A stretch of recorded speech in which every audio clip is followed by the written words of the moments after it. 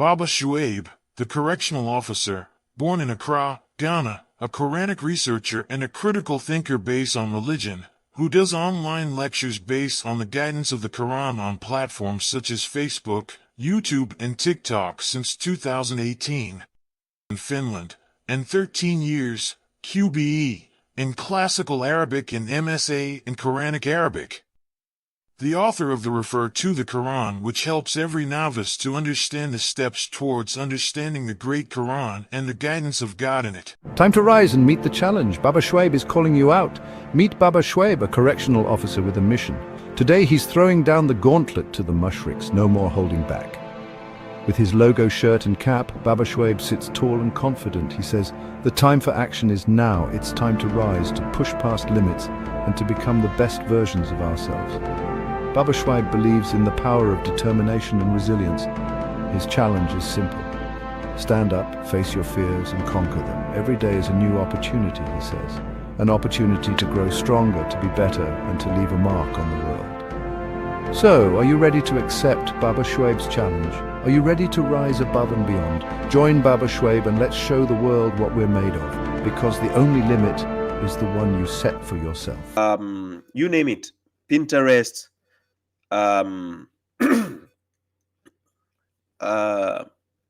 Twitch, Kick. I use Bush 2G9. Snapchat, Bush 2G9. You find me. You name it. All the social media platforms. You find me with the same name, Bush 2G9. Right? Yes, Bush 2G9. That was my favorite year in my whole life. 2G9, right? So that's why I have that, right? 2009 is yeah. So anyways, thank you all for coming. I appreciate your presence. Thank you. God bless you for the support. YouTube, we have 12,000 subscribers. Thank you for the support. Facebook, we have 18,000 subscribers. Thank you for the support. On TikTok, we have 84,000 subscribers. Thank you for the support. I appreciate that. I think on Instagram, I have 1,600. Yeah, because on those sites, I don't promote more of the content like a live stream and so on. So right. So my live stream is normally focused on Facebook, YouTube, and TikTok. Those are where my live stream are focused. So usually the platforms I don't do live stream, the subscribers count is down, but that's not the issue. The issue is we are gaining grounds, and actually God is favoring us by actually calling the right-minded people to actually support the movement. So that is a blessing. Just a second. So I remember this video. Yeah. So this video, let me play it back again. This video should terrify you. She's part of an experiment, but she doesn't know it. You see, these people are in on it. So every single time they hear a beeping noise, they stand up. It only takes until about the third time before she folds and stands for no reason. Now here's where it gets really crazy. One by one, each one of the people leave the room. And now she's all by herself. And the same beeping noise goes off, and look, she stands. Now they bring somebody new in that was not a participant. Remember, she wasn't a participant. She stands up. At first he ignores her. He asks why. She says everybody was doing it, so she thought she was supposed to. He doesn't quite understand what's going on, but look what he does. He stands. More new people come in, and they all start to stand as well. And remember, all of this started from some fake ass rule that made no sense. And this experiment is exactly why you should think for yourself. This is how bullshit spreads. One person does it, and then everybody else follows without asking any questions. Then it becomes the new normal. This is messed up because this is exactly how families pass down bad habits and how entire cultures can be built on lies. Critical thinking is so important because once you stop thinking, you're no longer living your life. You're just another sheep in the herd. So I like the fact that he spoke about all this, but he left the notion of religion. He mentioned culture and, taking certain habits from your family members, your parents, and so on. but he left religion out because this best fits in the aspect of religion, right? Yes, it best fits in the aspect of religion because religion is the most dominated aspect of a human life. Religion, when it comes to religion, I think religion and politics, religion is the most dominated aspect of human life. So this describes religion. People have become sheeple. And this is why when you read my bio, I talk about I only lecture intelligent people to the truth in religion because majority people cannot do without religion. So they have to be the truth, right? So critical thinking is essential. That is why I do my critical thinking. Whilst I'm doing my research, I'm a critical thinker, but based on religion, right? It is an aspect where you can resonate with people even if you don't belong to the same denomination. For instance, if I meet a Christian and then they said, if a Christian says, I don't believe Jesus is God, I believe he's a prophet of God, I can agree with the Christian, right? So yeah, you can agree with people even though you don't belong to their denomination, so far as you stand for the truth. So the truth is what matters. This is what people should pay attention to, right? Instead of trying to use their whims and desires. So now check the video, how dumb people can be, right? Just going with the flow because the majority are doing it. I know for most of you who have taken as a sacrifice to follow the Quran alone, you are facing this notion of being alone where you are. You are alone in what you do. You feel alone. I know it can be difficult, especially if you are in a place where you don't know any other Quran alone follower. It can be difficult psychologically. So this is why we do have WhatsApp groups and so on for people to fit in. But sometimes some people are not used to this social media type of thing, so they don't fit in quite well in WhatsApp groups.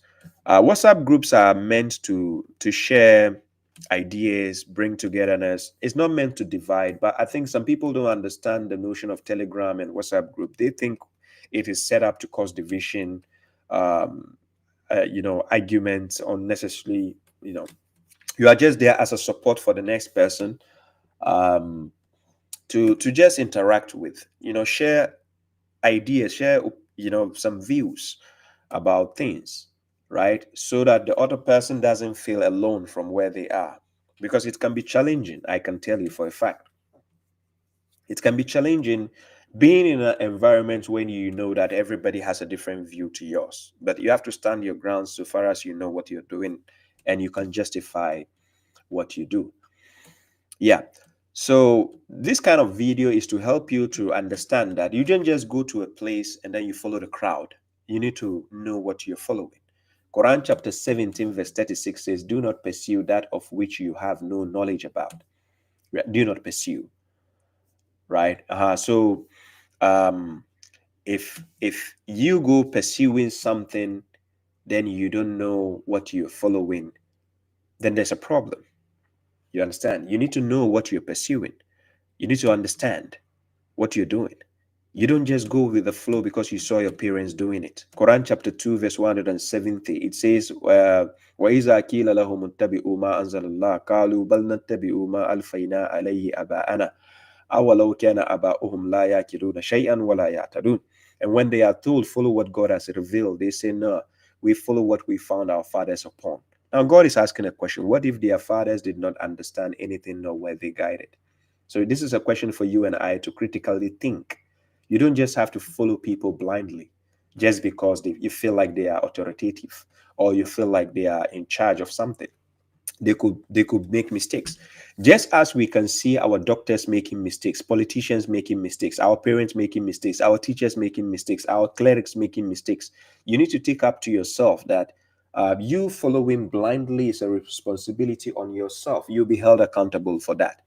So these are things that you shouldn't be taking lightly, right? And this is why, Baba Shuaib, I give people the benefit of the doubt to actually investigate the things I say, scrutinize, cross-check, so that you draw your own conclusions. Because on the day of judgment, you not go and say, Baba Shuaib told me this. No, you verify what I say. You understand? But you have to use the prowess of your critical thinking ability that God has given you. You have it for a reason. Yes. No human being is perfect, but yes, we can be perfect in certain aspects of life, whether you agree or not. Sometimes a person can write exams and they get 100 over 100. They can get 10 over 10. In that aspect, that is perfection. Sometimes you eat a food, a particular type of food, and you are like, this food is amazing. At that time, that food is perfect. Nothing is left out. You can listen to a music, a song, and you are like, this song is 100 over 100. Yes, that is perfection. It doesn't mean entirely the person or the entity is perfect. Only God is perfect. But you have perfection in certain aspects of life. Yes, perfection. That is why also you go for a checkup, you take your car for checkup, they check your car for servicing, they tell you, yes, you're good, your car is good for the road. It means it's perfect. Nothing is wrong with it. So in those aspects of life, yes, there's perfection. But entirely all around, nobody's perfect. So we need each other. This is why when one person has expertise in a particular field, he leads to help other people. This is how life works. He used his expertise to lead other people, teach other people. Baba Shuaib, I have other things I learned from other people. Of course, all in all, a lot of the things I do, I try to be, good at what I do because I try to know. And my favorite verse in the Quran, or I would say most favorite verse in the Quran is chapter 17, verse 36. That's my most favorite verse in the Quran. Do not pursue that of which you have no knowledge. Indeed, the hearing, the eyesight, and the mind, all those will be held accountable thereof. So that you don't end up being a fool, sheeple. People ask you, why did you do this? I don't know. I just did it because I saw the prophet kissing the stone, so I decided to kiss it, even though I don't know why he's kissing it. But I think I'm a fool for kissing it and without a sanitizer because I saw all the people who don't brush their teeth kissing the stone. And I felt like it's something I should do because it's part of Islam. And they told me if I kiss it, I'm going to paradise, even though my deeds don't matter. Yeah. So that's how foolish people have become in religion. So when you watch this kind of videos that I just put, you find out that this kind of programming is systematically designed. If anybody who has watched the movie Matrix, you understand that it aligns with this video I just played. Matrix. A lot of people just go with the flow. They just go with the flow now because they don't like the idea of thinking for themselves, being alone. Because I can tell you for a fact, being alone and critically thinking, it can be exhausting. I'm not kidding you. It is exhausting. So people don't like that. Some people don't like that. And that is why they try to make you an outcast when you try to be independent in your thoughts. Right? People will cast you out. But guess what? You become powerful when you know your left and right. And I've lived through that and I know what I'm saying. I've gone to places whereby people who don't agree with me in the past, even though some of them still don't agree with me, but I appear powerful to them. Right? Today, in this modern day Finland, Baba Shuaib, I can go in the midst of Sunnis or Shia and talk to them nicely, friendly, and walk away in peace. And they don't dare bring a religious topic because I'll cancel them. I'll strike them down because I know what I talk about. I know I have the evidences. I have the proofs. And they know that. It's because I know what I'm doing. Right? I went to Ghana recently. I was in Ghana last year. And I was sitting with a group of friends who happened to be Sunnis, right? I got up to go and pray when it was time for me to pray, evening prayer. I went to pray. Some of them were just sitting, waiting for their turn to go and pray in the mosque. I stood up next to a friend of mine had a shop. So I stood there inside and prayed, right? Some of them were confused with the way I prayed. It looks, different from the way they do their things. And one person was curious, and I was explaining to the person. I asked him, the prayer you've been doing for how many years of your life? Can you explain? If I tell you, explain to me where you got it from. Can you explain? He said, I can't. The scholars just said I should do like that. And I asked him, what if the scholars are wrong? He said, I don't know. I don't think they are wrong, he said. I'm like, yeah, that's fine. So this is how it feels, right? Anyways, ladies and gentlemen, there was one elder friend of mine, a brother, a friend, an elder that I value, I appreciate so much, based in Ghana. He's from Lebanon, actually. He was sick recently, and he had an open heart surgery and so on. I think he's now, thanks to God, he's now out of the coma, and now he's I even spoke to him. We exchanged messages. So yes, right now he's in the recovery states. And I think one time I made a live stream where I said we should pray for him. May he recover. And thanks to God, he has gone through the surgery and he's in the recovery process. So God willing, we get to see him. And I made a promise to him that I made a promise, right? I don't know if he has heard the promise. I told his family to tell him that if he should recover, I'll be coming to Ghana. I'll buy the ticket and come to visit in Ghana, God willing. But he's not in Ghana yet. They took him to another country for the surgery. So yeah. Zamani Badiu, I see you, Mr. Right. Yeah. So that video I just played was just to give you heads up, right? Try to look for like-mind type of people who have like-mind people who have the kind of thoughts or the way you think, the similar thoughts, so that you can share your views, your ideas, how to come together. Look, one thing you should understand in life is, even in a family, a man and a woman and the children cannot agree on everything. Everybody has their own favorite color. Everybody has their own choice of music. Everybody has their own style. You understand? But you have to coexist. There's a way to coexist. You look for the positives more than the negatives. Look, no woman or no man on earth wants to live with a woman, or a woman wants to live with a man who has the negative aspects outweighing the positive aspects. Nobody wants to live with that kind of person, because it brings a bad vibe, bad energy into the family. So sometimes we have kids, our kids don't agree with us, with the decision we make, right? Sometimes they will agree with you, sometimes they don't.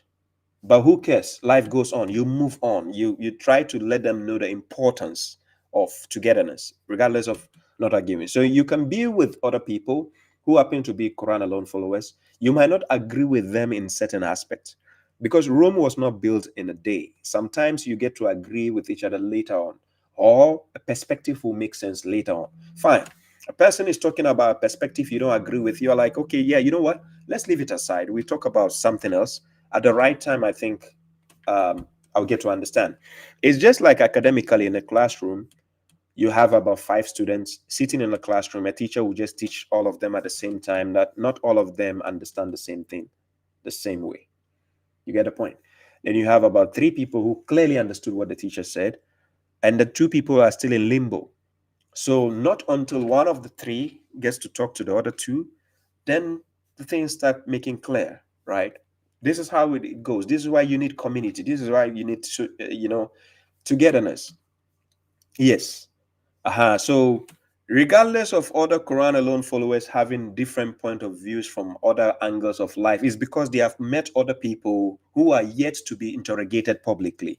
Baba Shuaib, I can put myself available in the public where I can be questioned about my beliefs, about why I do what I do. Some people don't have the balls to sit down like this and be questioned. They don't have it. But they are quick to criticize other people, right? So when you're building a community, you need to have people who can face the people and explain themselves.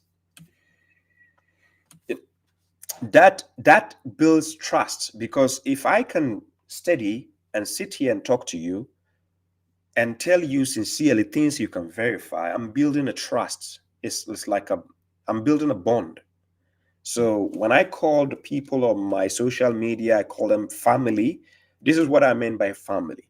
You look people in the eye, you tell them the truth. They verify it, they see the truth. That is your family.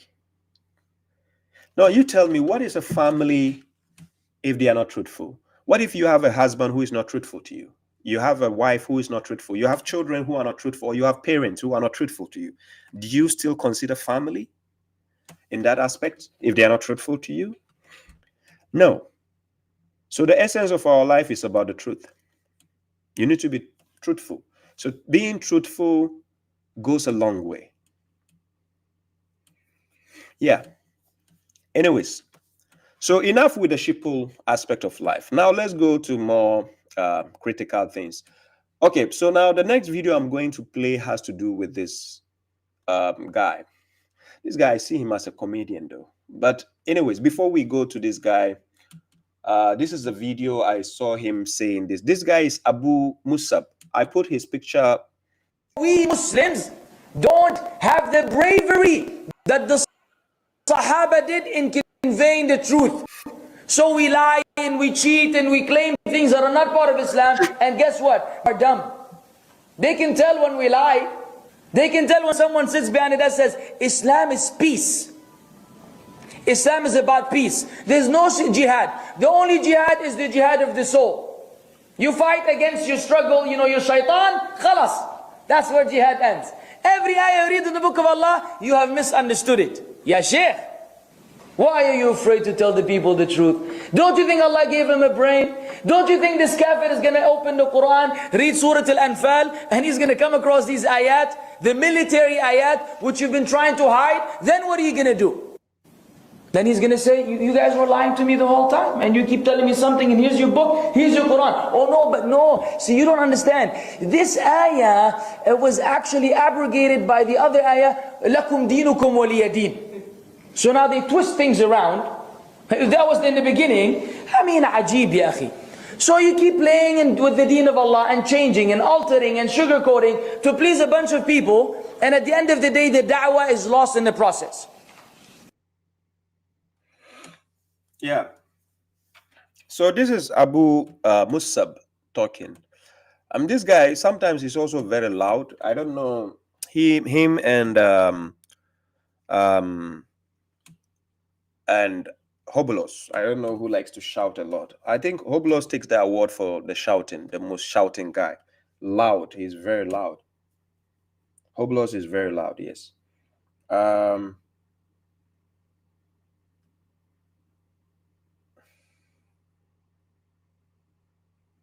Yeah. So this guy, you clearly heard what he's saying, but I just want you to cross-examine what he's saying, right? There's a reason why I'm playing the video. I want you to cross-examine what he's saying.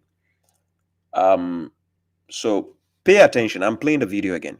We Muslims don't have the bravery that the Sahaba did in conveying the truth. So he is now saying, of course, he's a mushrik, but he's just calling himself a Muslim, right? For the sake of, being right?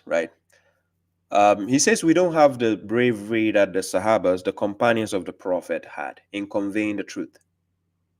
So Baba Shuaib, usually when I talk to people, I want to understand what is their definition of the truth. Truth sometimes works on perspectives. Right? Like a Sunni telling something about Sunnism is being truthful to his people. He's telling the truth in their own circle to his people based on what their books say. So to them, that is the truth. A Christian also telling his own people his perspective about the Christian faith is the truth. You understand? So in all walks of life, truth works also with perspective. But then there's a truth which is the ultimate truth that you and I cannot deny. For instance, Baba Shuaib is wearing a black shirt. This is black, right? And this can be proven that this is black. This is a factual truth. This is the ultimate truth. It is black. That's the ultimate truth. But then we have people who are colorblind. Yes. So in order to understand that the person who is colorblind doesn't know what they are saying, you need to understand initially if they are colorblind before you take their words seriously. So understanding where the perspective a person is speaking from is very essential to know how a conversation ends. So this is why it's good. When somebody calls on my platform, I ask him, are you a Sunni? Are you a Shiite? What are you? Are you a Christian? Because when I know that, then I get to know where our argument is heading to, because then I know his side of the story as what he calls the truth. Then now I can know which direction I'm going to take him in the conversation, because I need to let him see what I'm seeing from my angle so that he can agree with me, because I've already seen his angle. So when I take this bottle, you see I have my logo here, Baba Shuaib. When I turn it this way, there's no logo here. So if I turn it here, I can have my logo here and there's the logo behind, right? So let's say I do this, and I can be the only one seeing the logo, right? You don't see it, and somebody who happens to be on my right hand side says, Baba Shuaib was holding the bottle of water with the logo. You not seeing it, you will say, come on, that's a lie. I saw him holding the bottle, but I didn't see any logo on it. You saying you didn't see any logo doesn't mean you're wrong. You're not wrong. Yeah, thank you, Mahmoud. You're not wrong when you say you didn't see any logo, right? But trying to tell the other person he's lying just because you didn't see it is a problem here. Trying to say the other person is lying because he said the bottle has a logo, and just because you didn't see it, you don't need to call the other person a liar. You need to let the other person show you the evidence why he said there's a logo here. So then he will present his side of the story. Then you get to examine it before you draw a conclusion. So Quran chapter 10 verse 39 clearly gives us this criteria. It says, بَلْ كَذَّبُوا بِمَا لَمْ يُحِيطُوا بِعِلْمِهِ وَلَمَّا يَأْتِيهِمْ تَأْوِيلٌ. Then it says, كَذَلِكَ كَذَّبَ الَّذِينَ مِنْ قَبْلِهِمْ فَانْظُرْ كَيْفَ كَانَ عَاقِبَةُ الظَّالِمِينَ. So it clearly says they have denied or rejected what they have not encompassed its knowledge, and its interpretation has not come to them yet. Likewise did those before them deny. So observe how is the end of the transgressors. Just observe how the transgressors end up. So you don't need to deny something without encompassing the knowledge. You need to know the thing before you deny it. Not knowing the thing and denying it is problematic, right? Now, so this guy is speaking. I just want to show you the hypocrisy, especially of the sectarians, the hypocrisy they display out there. So listen. So we lie and we cheat and we claim. Yes, salam, Liman Imrana. So now he is saying, so we lie and we cheat and we claim things that are not part of Islam. So, ladies and gentlemen, I'm not done with the video yet, but who do you think this is explaining? Who? Which group do you think this statement he is saying best explains? You know, sometimes these people will be telling the truth subconsciously, not consciously, subconsciously. They are telling the truth because it's coming from the back of the head. They are saying the things without actually examining themselves. Right? Yes, so subconsciously, he's telling the truth. So they lie, they cheat, and claim the things that are not part of Islam, but they claim it to be part of Islam. Let's go forward. Things that are not part of Islam, and guess what? Not all of them are dumb. And guess what? Not all of them are dumb. So who exactly is he talking about? Let's check. The people we are talking to, the people he is claiming we are telling all those lies and other things, not all the people listening to you are dumb. And that is true. Because these scholars, they know their audience are dumb. I'm not joking with you. They know that. They know their audience are dumb. It's just like a salesman selling things to customers. Sometimes you can take your customers for granted because you know your customer doesn't verify what you're saying because they take your word for it. So you can assess a customer to know if a customer is dumb or not. And these callers are very good. They have customers also. So they deal with their audience. They know they know how dumb their audience can be. But then they know some audience are not dumb. So we, the one who happen to follow the Quran alone, that are happen to be fortunate and we are not dumb, we get to be hated in the people because we are not dumb. Because you question things. You listen critically and you question. And this is what Baba Shuaib is about. This is what I help people to do. Listen carefully and reason. Then you get to know somebody saying something which is not consistent here. Now pay attention to him. They can tell when we lie. They can tell when you lie. So he is using the word we to best describe the scenario. Yes, because it has to do with them, the scholars. They are the forefront. Yes. They can tell when we lie. He knows that. They know we know when they lie. They know that. I'm not joking.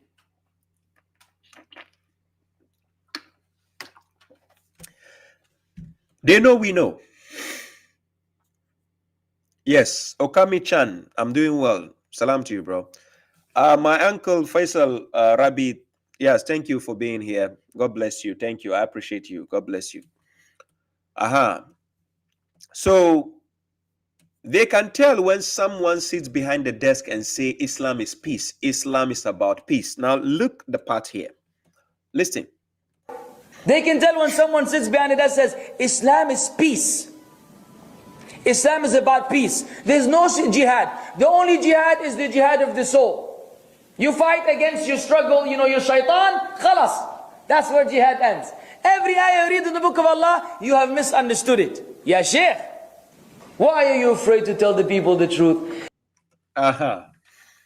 So that explains what I'm going to play, a video I'm going to play after his statement here.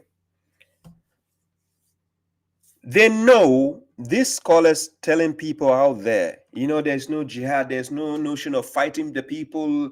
What they are looking for in Europe is dominance. They want to dominate the Europeans first before they start coming out with the real intention. Some of them have started, especially in UK. I'll be playing the videos to show you. Some of them have started. Sometimes, somewhere, you find women hijab also coming out blatantly how they want to dominate Europe, right? So now Abu Musab is saying, Ya Sheikh, stop telling the people the lie. Just go straight forward. Tell the people the intentions of the mushriks, not Muslim, not Islam. The mushriks, the Sunnis and so on, they have an intention. And he's going to break down that intention because they've been lying to people for so long. When the jihadists and then so on, the Talibans and so on are doing these things, people like this will say, we denounce them. We don't agree with them. We denounce them. They don't denounce them. Behind the scene, they are with them. They agree with whatever these guys are doing. It's just that they just don't want to mention to the Europeans up front their intentions, because then Europe would deny that access. So they have to act nice. MashaAllah, we denounce the terrorists, we denounce Osama bin Laden, we denounce Hezbollah, we denounce Hamas, we denounce this. Yes, this is what they will do. But now he's confessing, Ya Sheikh, stop the lie. Tell the people the truth, that we are here to fight them and take their land. Just like Asim Al-Hakim, that's why I like him. He tells the truth straight. He will tell you his intention. You understand? Okay. Yes, salam to you, Mom. Sister Khadija, you're welcome. He's telling the truth about the majority of people that think they are Muslims, that they call themselves Muslim, but they have their own definitions. They are not going by the definition of the Quran. Yes. But this guy has an agenda, right? So I'm going to expose the agenda he has, right? Peace, salam, Nur Melanie. I'm going to expose the agenda he has from this video. So listen carefully. Don't you think Allah gave him a brain? Don't you think this kafir is going to open the Quran? So now the shuyukhs who keep lying to the audience, Abu Musab is saying that, don't you think this kafir is going to open the Quran to check what you are saying? Don't you think they are going to investigate? Because now the Hadith books are online. It's not, we don't need to buy $300, 300 euros. It's there for grabs. We can grab it with a blink of an eye. You can even ask the AI to quote Hadith books for you, and it will bring the references. It will give you the isnad. The mushriks, I know they hate the Western world for this. If you have the advanced version of AI, I'm serious. Just ask it any version of Hadith. Tell it to bring the chain of narration and what the scholar said concerning the isnad, the mutawatir. It will bring everything to you. You don't need to go and sit in the classroom for this, right? You just need to know how to ask the right question, and the AI will bring all these evidences to you. Now, so what he is saying, he says, do you think this infidel is going to is not going to open the Quran? Read chapter 8, right? Continues. Read Surah Al-Anfal, and he's going to come across these ayat, the military ayat, which you've been trying to hide. Then what are you going to do? The military ayat that you're trying to hide, the so-called military ayat you're saying, which is found in the Quran, has a context. In the Quran, we have issues which are dealt with in the past. Then we have issues which can be dealt with in present. Then we have issues which are dealt with in the future. For instance, Quran chapter 33, verse 53 tells the believers that when you are invited to the houses of the prophet, do not go without an invitation. And when you go there, don't go and sit there for hadith, like to be discussing. After you have eaten, leave the house. So now, this verse is not talking to us in this modern day, because the prophet doesn't exist now, and he doesn't have his houses or wives there. So how do I go to his house? So the verse doesn't apply to me, but it is there for me to believe, because the verse is talking to believers. And so goes with verse 56, where he says, indeed, God and his angels reach out to the prophet. Oh, you, those who believe, reach out to him. It's not still talking to us. It's talking to the believers at that time, because it's a context. So there are certain verses in the Quran which doesn't apply to me, but I need to believe in it. It's there, I believe, but it doesn't apply to me. You understand? Okay. Just as in the Quran, if you are a believer and the verse is talking to kafirs, the verse doesn't apply to you, the believer, because you are a believer, and this verse is being addressed to kafirs. So how does the verse align to you? No, it doesn't. But you need to believe that the statement is true. Do you see how to apply this? So now, the infidel who is going to take the Quran and misunderstand certain verses is just because he had a preconceived notion in the head. That's why he will misunderstand the verses. This is why it's good to, first of all, read something into context first before you draw conclusions. You don't leave the context, take one verse and say, God says we should slaughter everybody. No. Okay. Anyways, I'll come back to your question. He says, Baba, I got a question. I got a question about what? I got a question. The Sunnis say, oh, everyone is our sister, and say, I married this sister. I know mankind are brothers, but are all women our sisters too? No. As if you say somebody is your brother and sister, it based in the context in which you are speaking. Somebody can be your sister in faith. Somebody can be my brother in faith. Somebody can be my brother in terms of friendship. I can say my sister as a friend. I can say my brother as a friend. Then I can say my brother as a biological brother. And I can say my brother as a stepbrother. I can say my sister as a stepsister or biological sister. You understand? So it depends on the context. You are calling somebody a sister. But according to the Quran, believers are brethren. When we say brethren, it includes sisters and brothers. We are brethren, meaning we are siblings to each other. That is what Quran calls us, according to Quran chapter 9, verse 71, right? We are of each other. So yes, in that context, yes. Yeah, but I'm asking by default, not like, oh, I consider this woman my sister. By default, no. By default, how do you consider just any lady your sister? Then how do you not get to your wife then? If by default every lady is your sister and God says I shouldn't marry my sister, then how does that work? By default, if a lady is your sister, then by default I cannot marry her then. So it doesn't make sense. Forget the sectarians. They never said anything sensible. Forget that. Let's go. Then he's going to say, you guys were lying to me the whole time, and you keep telling me something, and here's your book, here's your Quran. Oh no, but no. See, you don't. You see here, this is the interesting part. He mentioned this is your book and this is your Quran. He talks about the Hadith books. And this is your Quran. So this is your book and this is your Quran. Because the sectarian actually took the Hadith books. He saw where you said the Prophet married a 6-year-old girl and consummated the marriage at 9 years and so on and so on. So he look, I've seen a lot of sectarians, especially people like God Logic, Christian Prince, Shamoon, Sam Shamoon, and so on, David Wood. What they do is when they take a verse of the Quran, they go to the Hadith or they go to the Tafasirs and go and check what the scholars say concerning a verse. Because this is the version of Islam the sectarians have presented for these guys. So they use the same criteria to strike the sectarians. Because the sectarians will tell you, you don't understand this verse unless you go to this scholar or go to this tafsir. So that tafsir is giving its own point of view concerning what a Quranic verse says. Do you get the point? Yeah. So that is where the confusion stems from. That's how the confusion goes on. Anyways, just a second.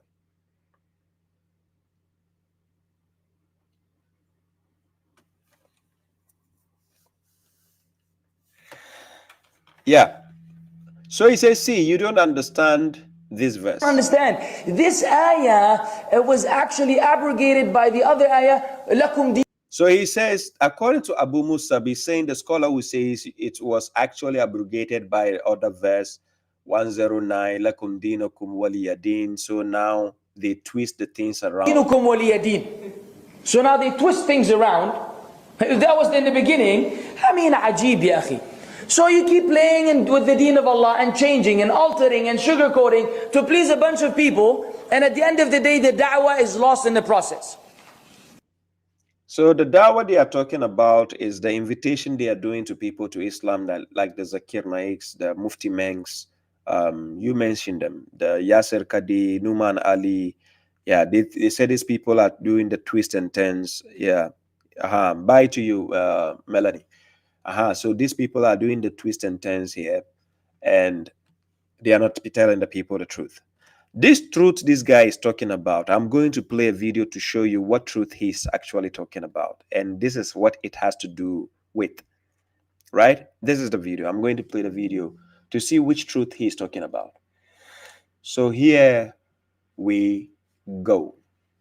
Allah is not shy of the truth. We don't say that Islam is here to live, to coexist with lots of different religions and all of us can just hold hands and be friends. This religion was sent to dominate the world. It was sent to be superior, to extinguish the light of every other religion and to be superior to it. But we're not shy to say it, and we don't find that to be something that we should be shy to say. That this religion has been sent to dominate, to wipe out, to take out every other religion, to eclipse it, to be superior to it, to have the people leave every religion and to accept Islam. And if that requires fighting to achieve it, then it requires fighting to achieve it. Because the greatest purpose for which jihad was legislated is to make the word of Allah the highest and the word of those who disbelieve the lowest.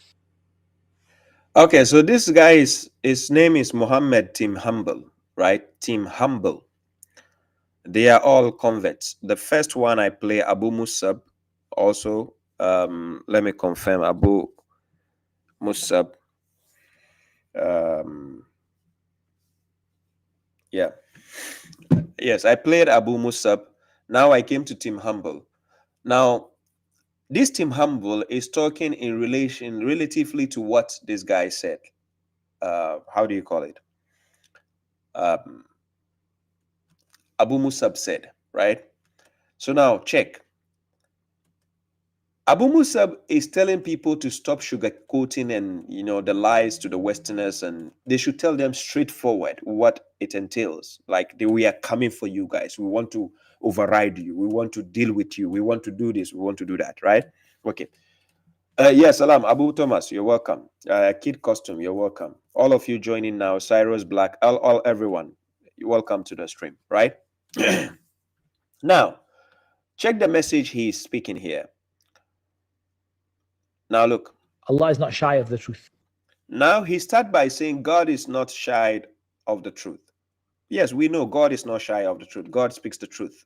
Sadaqallahu al-Azim. God speaks the truth in the Quran, right?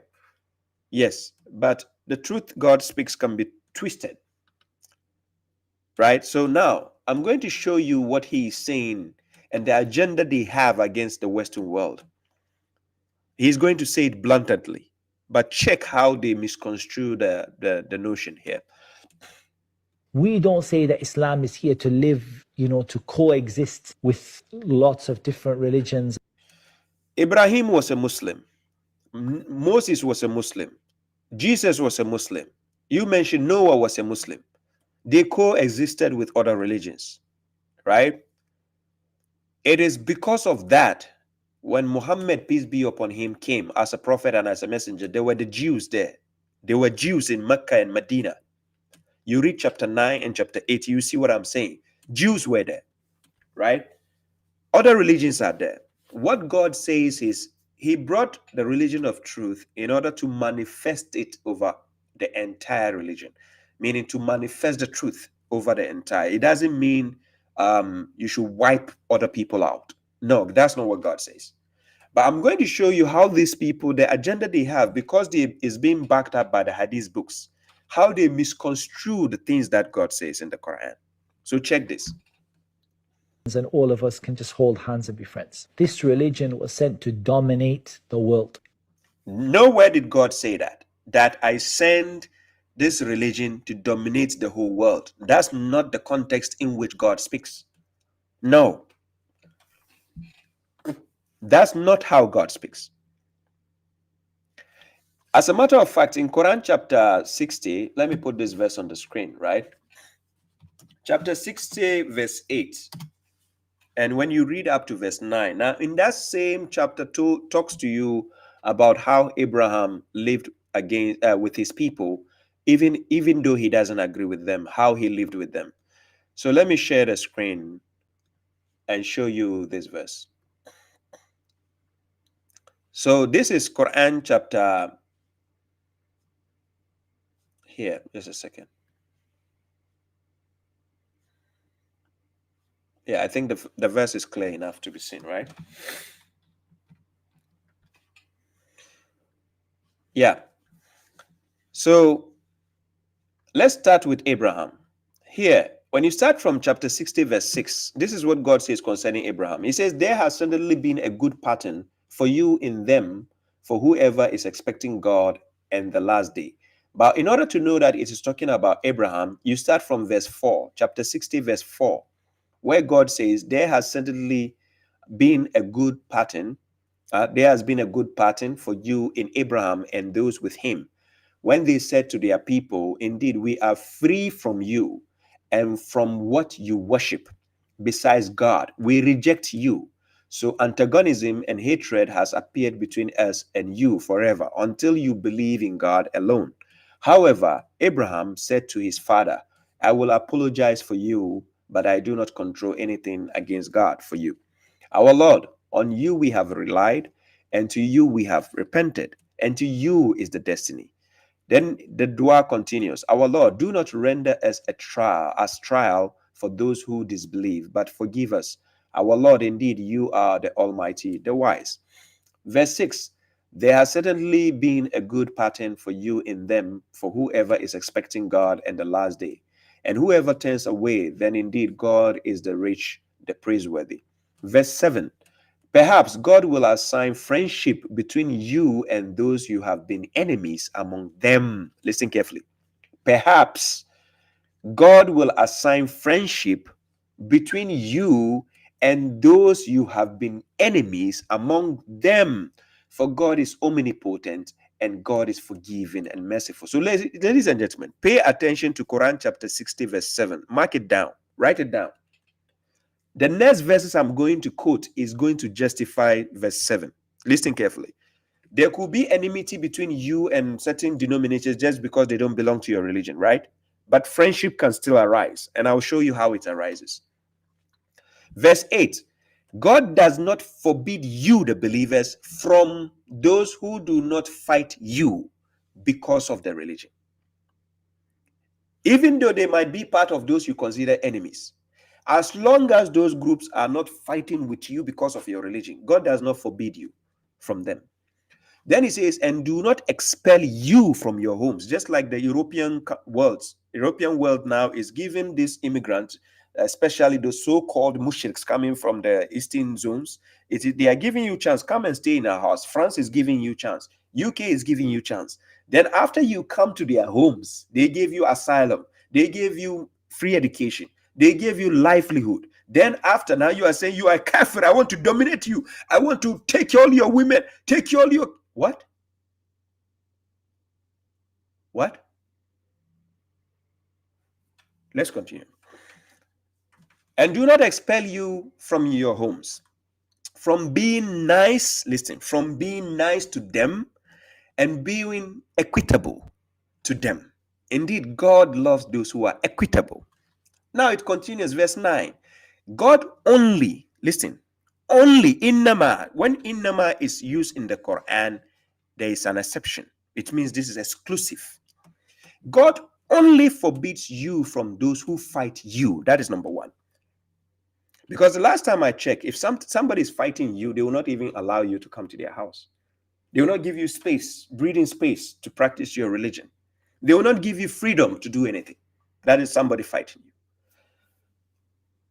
God only forbids you from those who fight you because of their religion. That is number one. And expel you from your homes. The last time I checked, if Europeans were actually expelling the so-called mushriks who are coming to Europe and claiming they are Muslims, they are whatever, if they were expelling you, will you have the chance to be in Europe? No.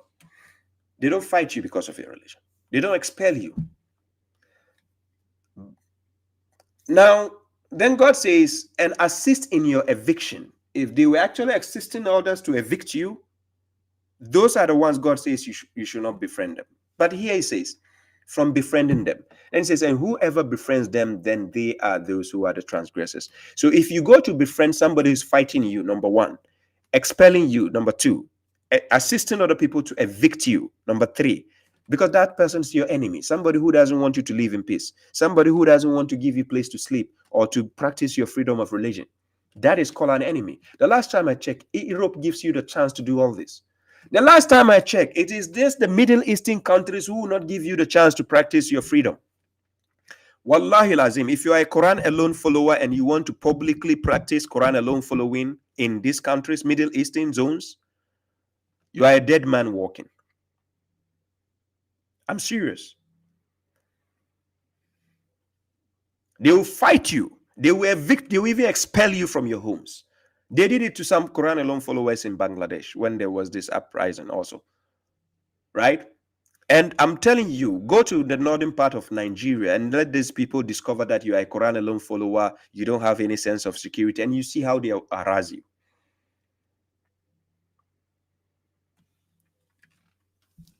Now, you can coexist with somebody who doesn't believe in your religion. You can coexist. Nowhere did God say you should force them. As a matter of fact, this is what he told the prophet. Quran chapter 10, verse 99. Listen carefully what he told the prophet. He said this. He says, and if your Lord had willed, whoever is on earth would have believed, will become a believer. All of them entirely. This is what God says. If he willed, if he had chosen to do that. But then he says, so will you? And this is talking to a second person pronoun, talking to the prophet. Afa anta tukrihu tikru nasa hatta yakunu mu'minin. Will you force the people? So will you compel or force the people until they become believers? Are you going to force somebody to become a believer? So Tim Humble, the verse he was quoting, he misquoted the verse of God. He misquoted. He twisted what God was saying. God didn't say he sent the religion to dominate everybody, to make everybody become a slave under Islam, to make everybody stop. No. He never said that. You can coexist with somebody who doesn't belong to your religion. You can coexist. People who don't know, go to Ghana. Use Ghana as an example. Go to Ghana and check. We have traditionalists who are dealing with spirits and so on.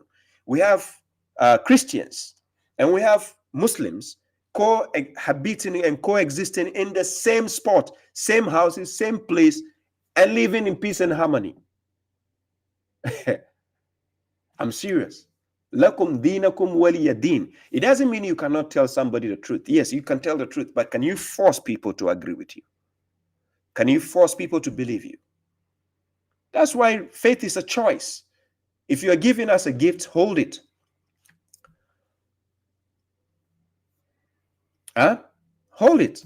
But to go and say you have to dominate other people, that is the mindset of a supremacist. Somebody who is a tyrant does that. Dictatorship.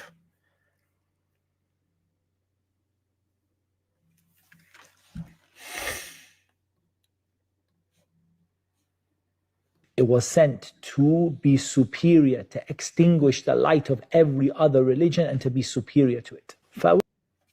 You see, he's using his own words to lie about God.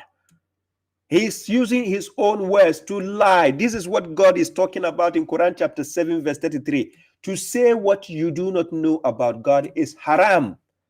Chapter 7 verse 33. And to say what you do not know about God is haram. And that's exactly what this moron is doing. And think he's telling the truth.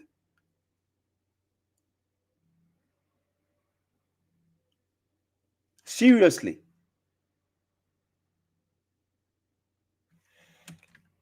Quran chapter, let me give you this verse. I go back to this verse, Quran chapter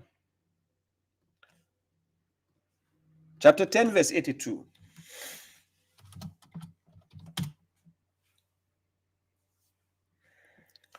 Chapter 10 verse 82, this is what God says. So God says, وَيُحِقُّ اللَّهُ الْحَقَّ بِكَلِمَاتِهِ وَلَوْ كَرِهَ الْمُجْرِمُونَ. And God will enforce the truth with his words, even if the criminals dislike it. So a criminal like Tim Humble, away with your words. We don't need your words. We need the words of God. God will enforce the truth with his words, not your words. We don't need your words. You are twisting the words of God. He never said what you're saying. That's not what he meant also. Right? God never said what you're saying. Yes. So here, when you hear this clown talking and twisting what God is saying, oh, here. Let's continue. We're not shy to say it, and we don't find that to be something that we should be shy to say. He says we are not shy to say it, and we don't see it as something we have to be shy to say it. You moron. Keep on lying about God. You thunder will fire you there. White man mushrik. He's a white man, by the way. He's a white man, but the mushrik man. Because usually you find the Arabs being the mushrik, usually when I mention, but he's a white man mushrik, regardless. Let's continue. That this religion has been sent to dominate, to wipe out. Stop saying that. To take out every other religion, to eclipse it, to be superior to it, to have the people leave every religion. When Abraham was there, there were other religions. Moses was there, other religions. Jesus was there, other religions. You name it. Muhammad was there, other religions were there. Which religion was sent to wipe out what? What kind of nonsense is that? Where does God say that? Mushrik.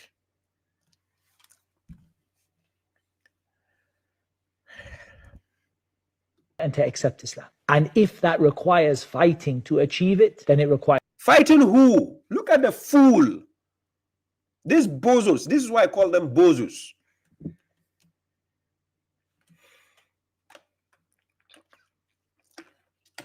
These clowns are the reason a person like Donald Trump will be hating Muslims, or Charlie Kirk will be talking against Muslims, or you mention who. This is the version of Islam they see in these guys. When you see Charlie Kirk and so on attacking Islam, it's not because Islam for it's really Islam. It is because of these bozos. I'm telling you.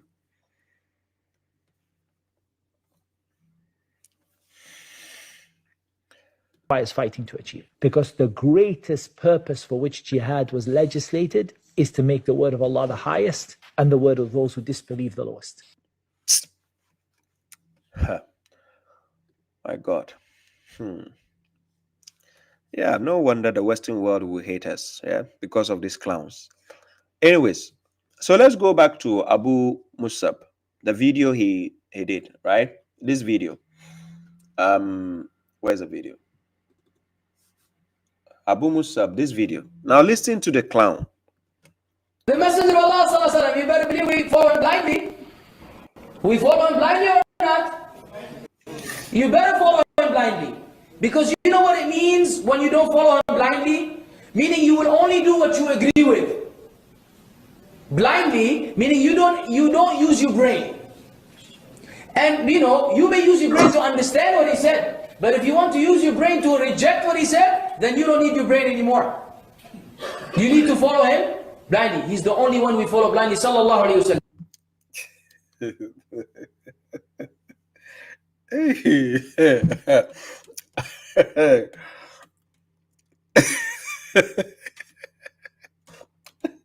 Hey! Were you? It's a pity. Hey!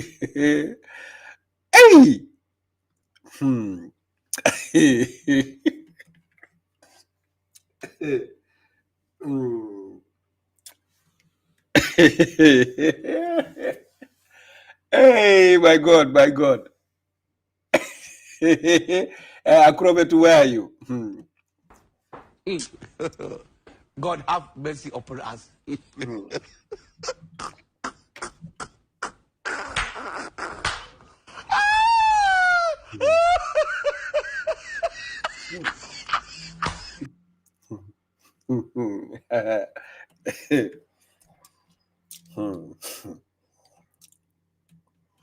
And these people are people's fathers and husbands, and it's not easy. Anyways, listen to what he said. I'm playing the video again. Just listen to what he said. Listen, watch. He said, The Messenger of Allah sallallahu alaihi wasallam, you better believe we follow him blindly. He says, the messenger of God, you better believe we follow him blindly. And when they say they follow him, we are not talking about seeing him, talking to him directly. It is from the Hadith books. The version they have from the Hadith books. They follow and believe it blindly. They don't examine it. So when he is saying the messenger of God, he's talking about the Hadith. To them, the Hadith is the messenger. Look, wallahi, God bear me witness. When a mushrik tells you, obey God and obey the messenger, according to them, God is the Quran. This is how they literally translate it. God is the Quran and the messenger is the garbage books, the Hadith books. That's how they translate it. So when they are saying we follow the messenger blindly, they are telling you they follow the Hadith books blindly. I'm not joking with you. This is why some of them uphold the belief that the Prophet married a 6-year-old girl. Sahih al-Bukhari 5134. And consummated the marriage with her at the age of 9 years when she was still playing with toys. They will believe in this nonsense.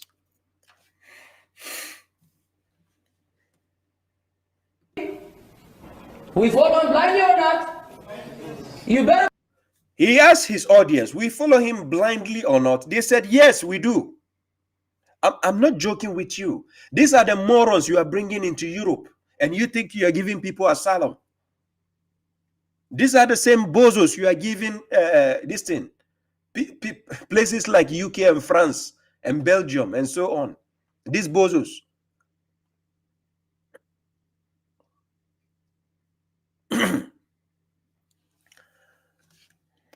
Follow him blindly. Because you know what it means when you don't follow him blindly? Now he's threatening the audience by telling them, do you know what it means by not following him blindly? He's going to tell you. Meaning you will only do what you agree with. Meaning you will only do what you agree with. Are you going to force people to do what they don't agree with? Are you going to force? Because the last time I checked, chapter 10, verse 99, if God actually wanted to force people on things, he would have done it. God is not forcing anybody.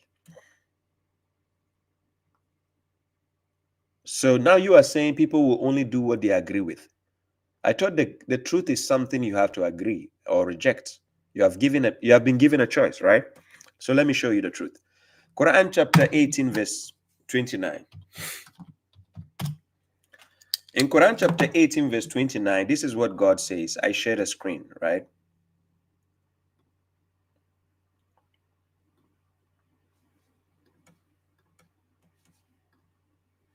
sorry, I put this video down. No, not this. Put this video down and put the screen.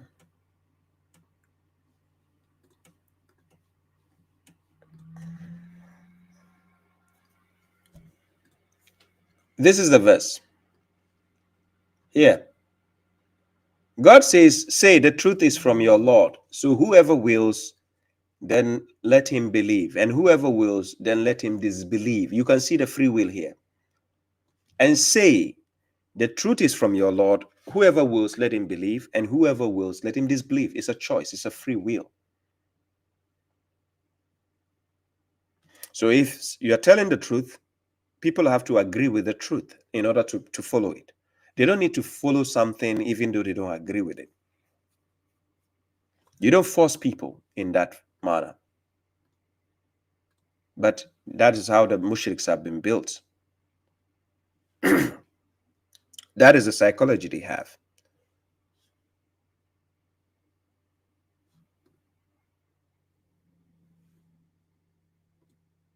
Yeah. So, just a second. What did I miss here?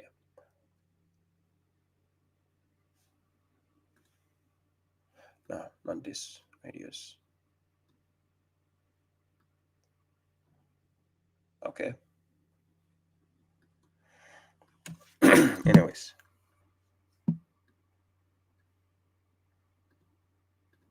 Yeah, okay.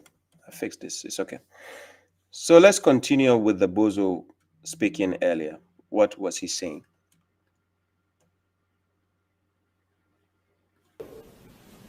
Blindly, meaning you don't use your brain. And you may use your brain to understand what he said, but if you want to use your brain to reject what he said, then you don't need your brain anymore. So it means you can only use your brain to agree. Don't use your brain to reject. Yeah. So your brain is not for you when you become a sectarian. When you are a mushrik, your brain is no more for you, right? It's specially reserved to be used by them.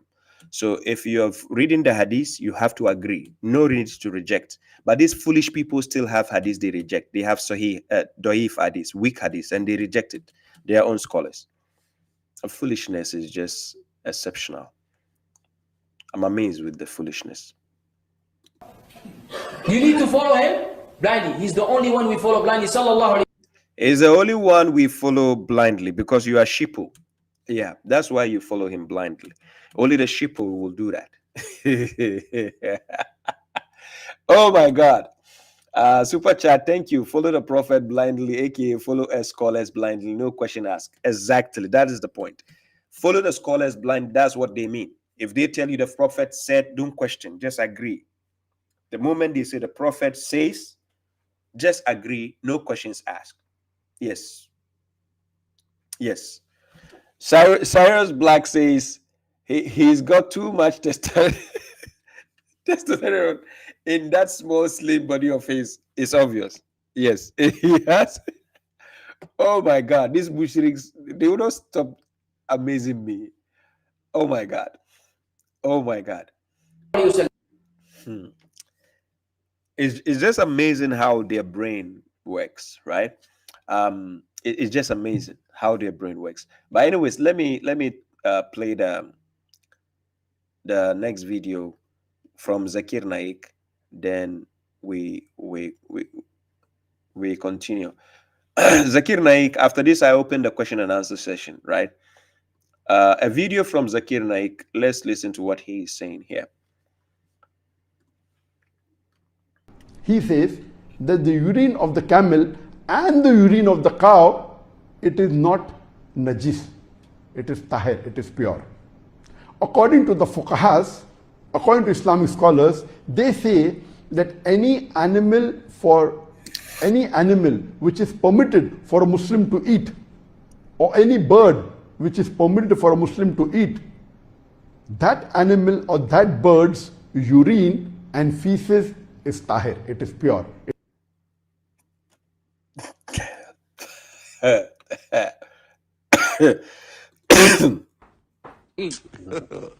God have mercy upon us.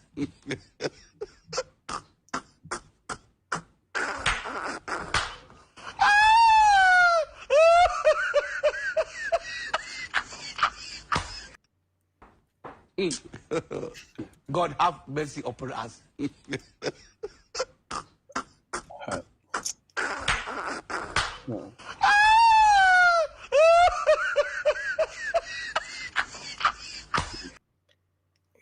Guys, did you hear what he said? You heard it, right? So now it's not only the camel. The scholars said, and it's not only the camel pee you need to drink, right? So why are you blaming the Indians for drinking cow urine? So now let's listen to that. He says that the urine of the camel and the urine of the cow, it is not najis. It is tahir, it is pure. Zakir Naik is quoting, according to the scholars, Muslims can drink the urine of camel, sheep, goat, and even cow. It is permissible in Islam because it is not najis, it's not dirt, it's not filth. Says Zakir Naik. It continues. Pure. According to the fuqahas, the people who bring the jurisprudence, according to Islamic scholars, according to the shuyukhs, the scholars, that is the ulama, not according to God and not according to the messenger. According to the scholars and those of jurisprudence, according to them, in the religion of God, according to these bozos and buffoons, according to these buffoons and the bozos, listen. they say that any animal which is permitted for a Muslim to eat, any animal which is permitted for a Muslim to eat,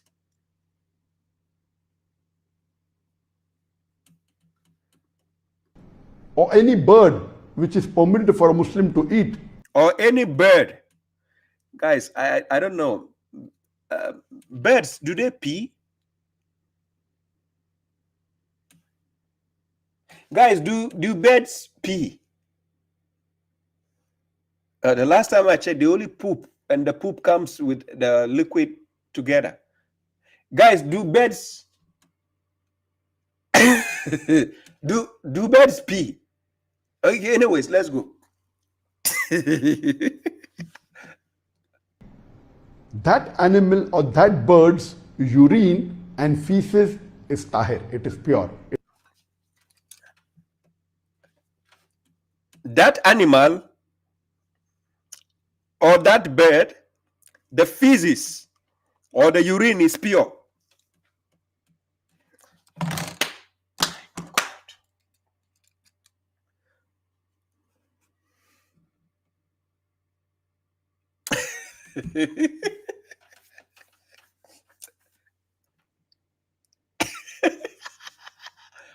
Hey, Allah, these mushriks, they don't cease to amaze me.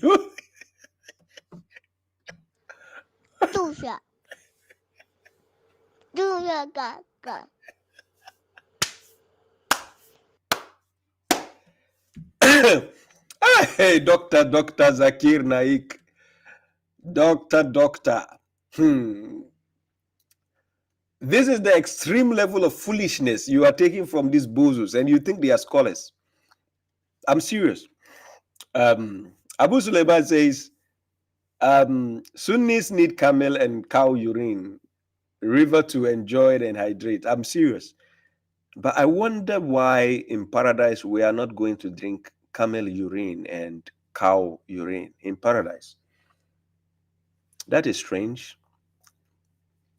Because according to the Quran, we are going to be given a similar thing we have been given on earth in paradise. How come we are not going to get all those things in paradise again?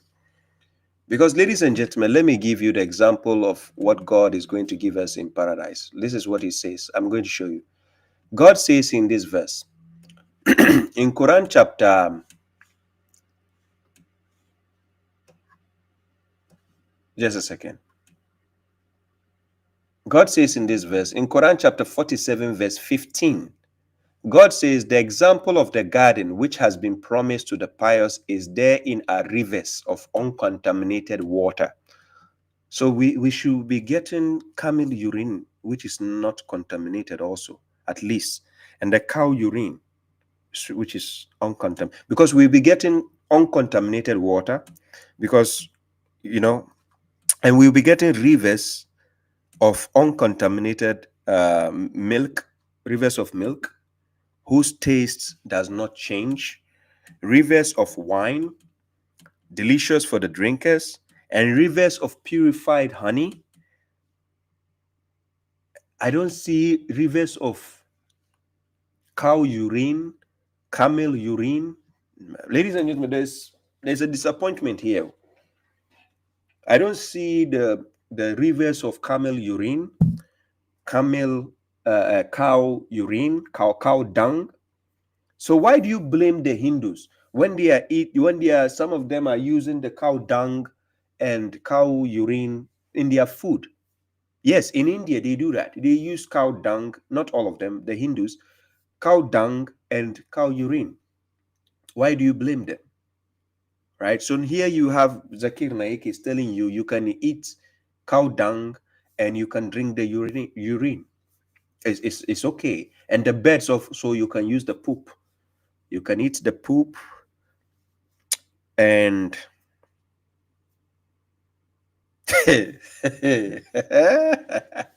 oh my God, why would a person choose to be a mushrik? Why?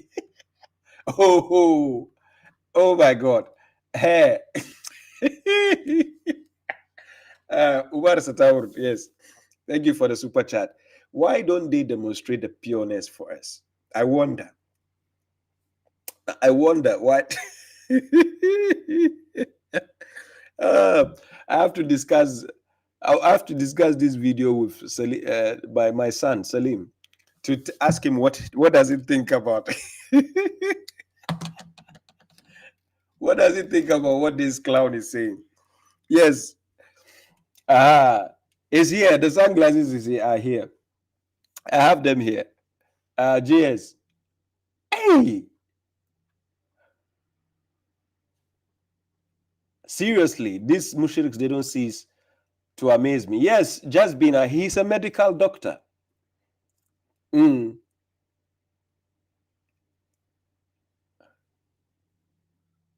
my God.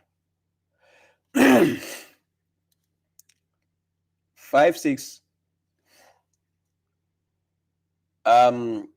Kirbusi Land says, read Bukhari 5686. Let me open it up.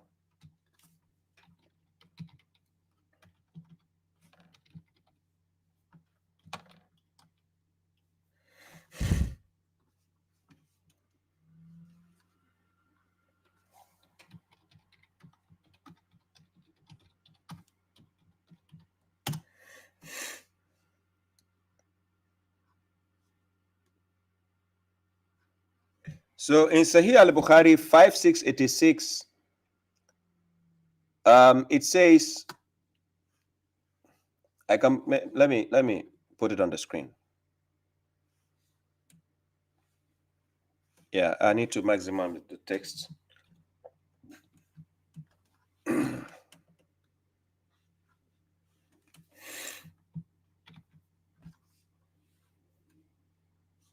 Okay, now it's too.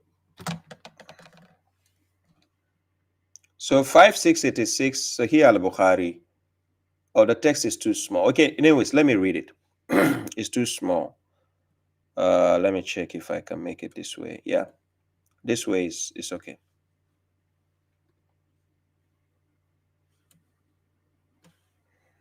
Yeah.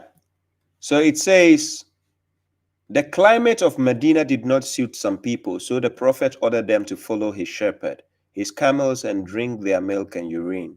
So they follow. Oh, now this one I know this hadith actually. I know already where it says they should drink their urine. Yeah. But the funny part of what Zakir Naik was saying, that I wanted the people to reflect upon is the foolishness. It's just that they don't see the foolishness, because when you are part of the sectarians, it's just your brain is not functioning anymore. You saw what Abu Musab said, right? You have to follow blindly, right? No questions asked. The scholars say that's it. You keep up with it. That's it, right? The scholars say keep up with that. No questions asked, right? He says that the urine of the camel and the urine of the cow, it is not najis. It is tahir, it is pure. According to the fuqahas, according to Islamic scholars, they say that any animal. So this is the part that that baffles me. According to the scholars, according to the fuqaha, it's not according to God, it's not according to the messenger even, it's according to the scholars. And that is what Abu Suleiman said exactly when in the comment section. Yes, when they say obey the messenger, it means obey their scholars. That is what it means, right? It's just amazing how their brain works. You know, I heard they convert it to powder and inhale it through the nose as well. Wow. That one will not amaze me, because the sectarians, oh my God, it's mind-boggling. To be honest, it's mind-boggling how they are. It's mind-boggling how their mindset works. To be honest, seriously, guys, away with this bozo. Away with this bozo. Let me deal with other important issues. So,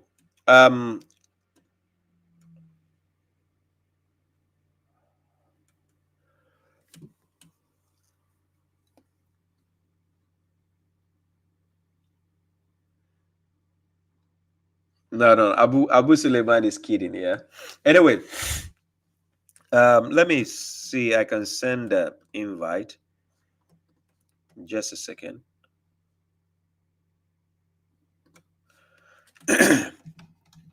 This is the invite.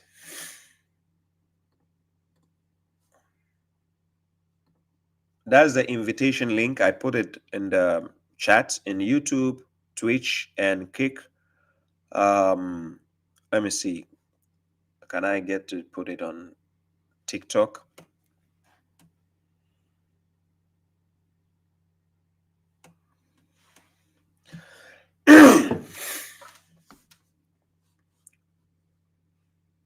That is the invitation. That is the link. Let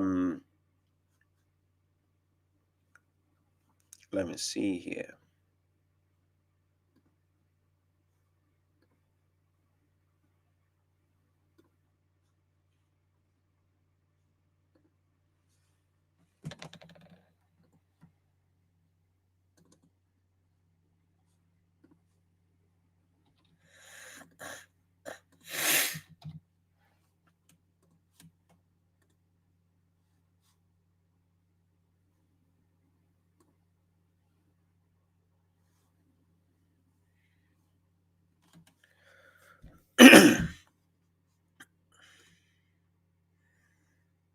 Yeah, I'm trying to see how my TikTok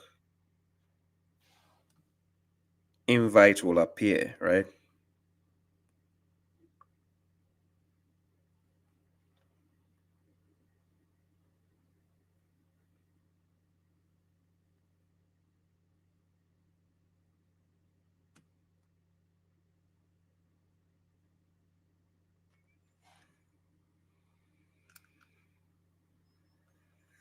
Just a second.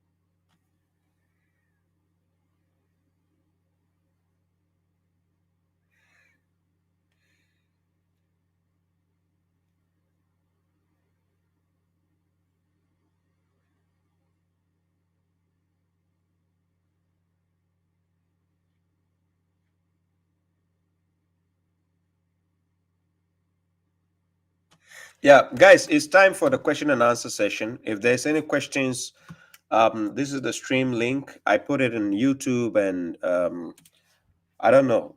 Let me put it on Facebook and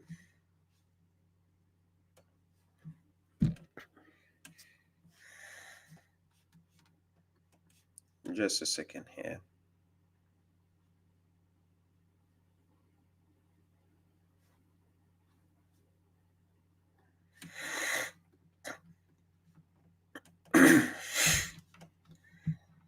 I copy that link and put it on my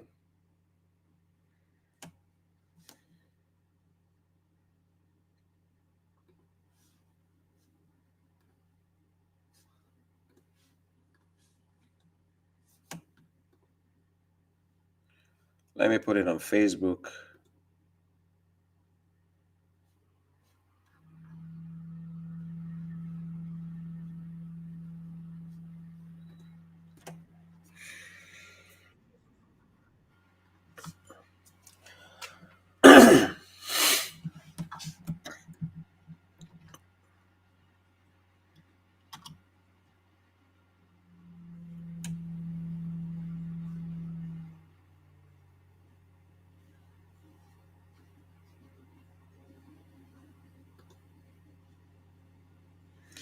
Yeah, I put the stream, the invitation link on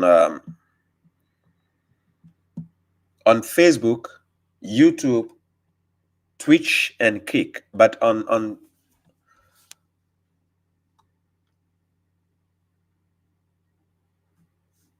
let me see on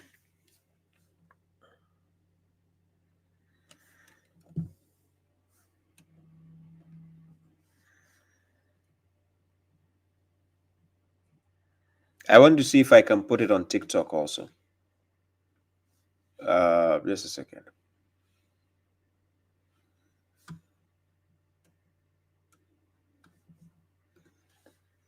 Yeah, for those on TikTok, if you want to join, and besides, today I'm not going to stay till dawn time, right? I have to go to bed because I have to take the kids to school. So let me see here.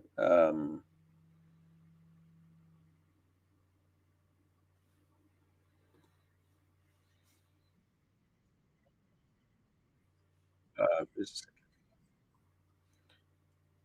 I got messages.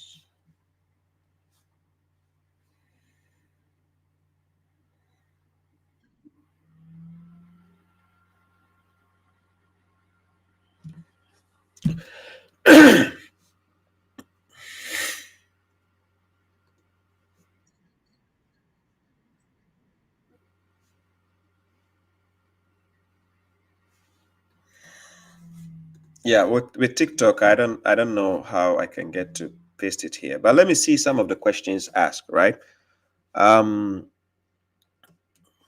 Yes, the Prophet Muhammad was intelligent. Maybe he figured out how God taught us. Okay. Correctional officer.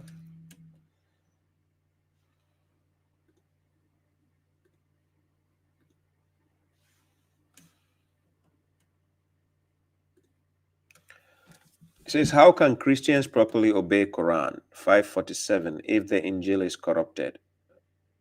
I don't understand your question. Can you actually call? Can you call? Let me put my phone number. My phone number.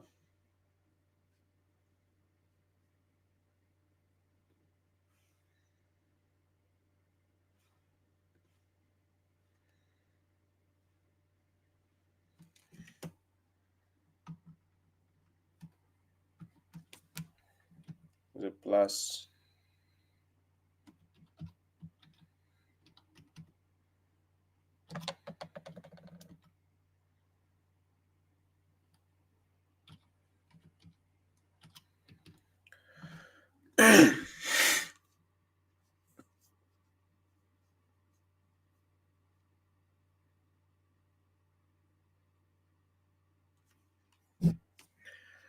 Yeah, I just put the number on the screen. You can call via WhatsApp also.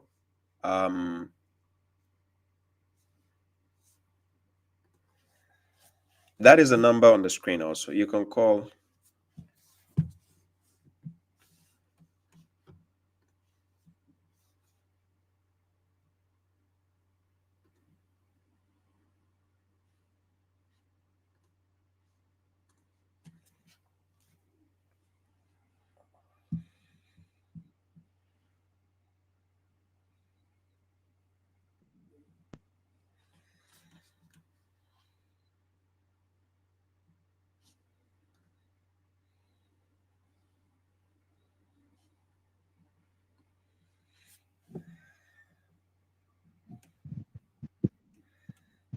Yeah, please.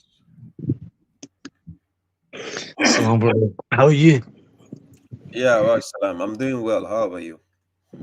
I'm not bad. I didn't see many people lining up. I thought I'd have a chat with you. Okay. Yeah, because I was trying to get it connected more on TikTok. Mm. But yeah, sure. You can I'm go ahead. trying to. Anyways, I'm trying to paste a link. I don't know where to do it. which link? I've got a link which I think that you'll find really interesting. It's called the Miracle of Quran. So it's just basically focused on Quran alone. But there are some really extravagant claims of just very like small sort of information, lots of information, different sort of areas to do with all sorts of worldly things. But it's a very interesting thing. So you see the concept of Quran having miracles, they've taken it to another level. And I thought, what better time to get you to look at it if you wanted to, or you could just save the link for another time. It's up to you, obviously.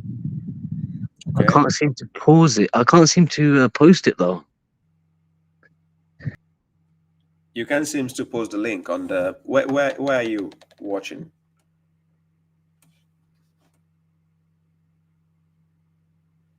Is it on okay, where is he? Kunta is here. Okay. Let me put Kunta. How are you, brother? Can you hear me? Brother, I can hear you nice and clearly. Yeah, where are you? I'm African like you, brother. You know me. I have love for African brothers. You understand? I appreciate that. Thank you. Thank you. But But where are you calling from? I'm a Christian. I have a question for you, brother. Okay. I hear people saying that Allah. I'm a Christian, so when I try to listen and I heard people saying that the Injil, the Torah is corrupted. Is that true? Which of the Torah and which of the Injil? Which one? I don't know which one, but they say the Torah and the Injil, but there's only one. There is no other one, which we because the now which we have with there's no other Torah which is there. So the one which they say which one, it would be like a magic one. There's only one, Now which there's is you can the have a Bible. phone. Yeah, I understand what you mean. You can have a phone, but then you can have a fake phone. I can have an iPhone, but then I can have a fake iPhone also. No, brother, I'm a Christian for a long time. I've lived in Africa all my life. Yep, I've lived in Africa for like 23 years. Then I lived in UK for 25 years. Now I live in UK. I'm like 50 something. I'm not like a small boy, you see.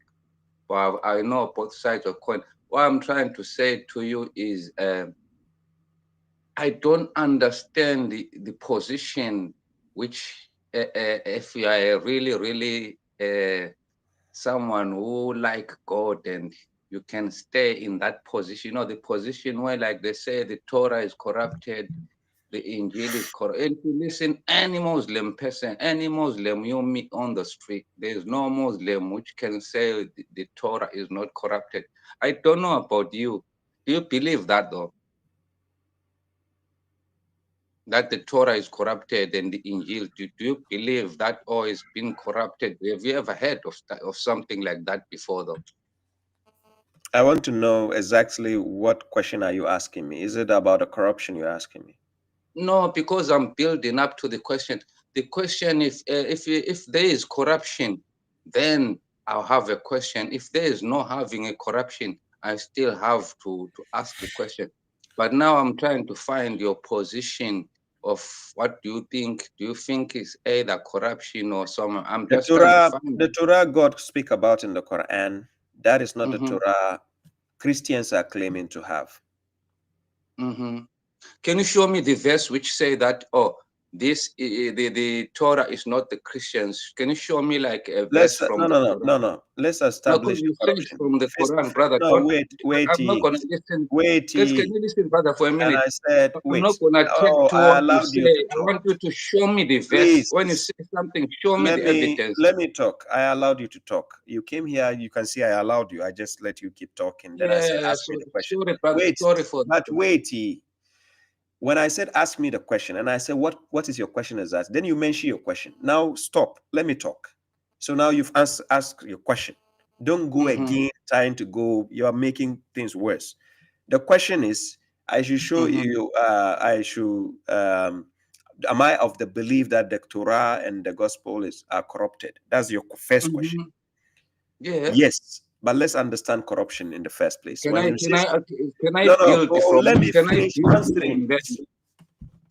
Let me finish answering. Oh my God.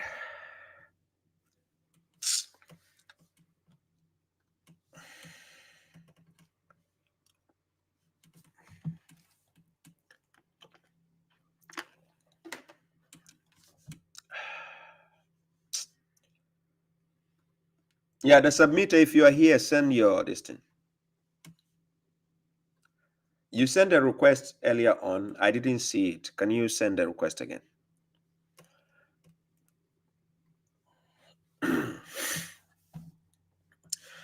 You see, when people come with a preconceived notion already, and they assume they already have the answer in their head, they cannot have a civilized conversation again. You came, I allowed you to talk for like 5 minutes. You just keep talking, waffling, 50 years, 100 years. I don't care. Even if it takes you 100 years to study, you can still be wrong. But finish talking, ask your question. Let me now talk.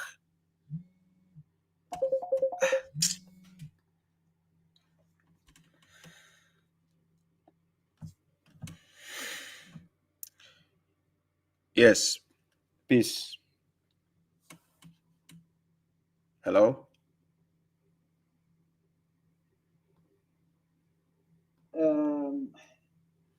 Can you hear me? Me? Yeah, I can hear you. Okay. Your name and where you're calling from? Yeah, I'm Saru. Saru from? Calling you from Germany. Yeah, from Germany, yeah. Yes. How may I help you? The brother that just left asking about the Torah and the Injil. I think it's important point that myself I want to look into. So I'm looking forward to your. Go and check my video that I did on God Logic. Do you know my YouTube channel? No, I don't know your. I'm going to put the name of the title of the video. All the answers are found in that lecture I did, that particular lecture. I showed how the Torah you have today is corrupted.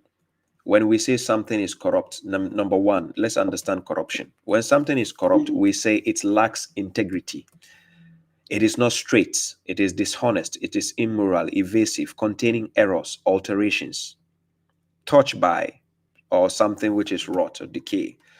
Now, so when we are saying something is corrupted, right? Yeah. When we say the book you have is corrupted, my question is, the Torah you have today, does it have contradictions or not? The answer is yes, it has.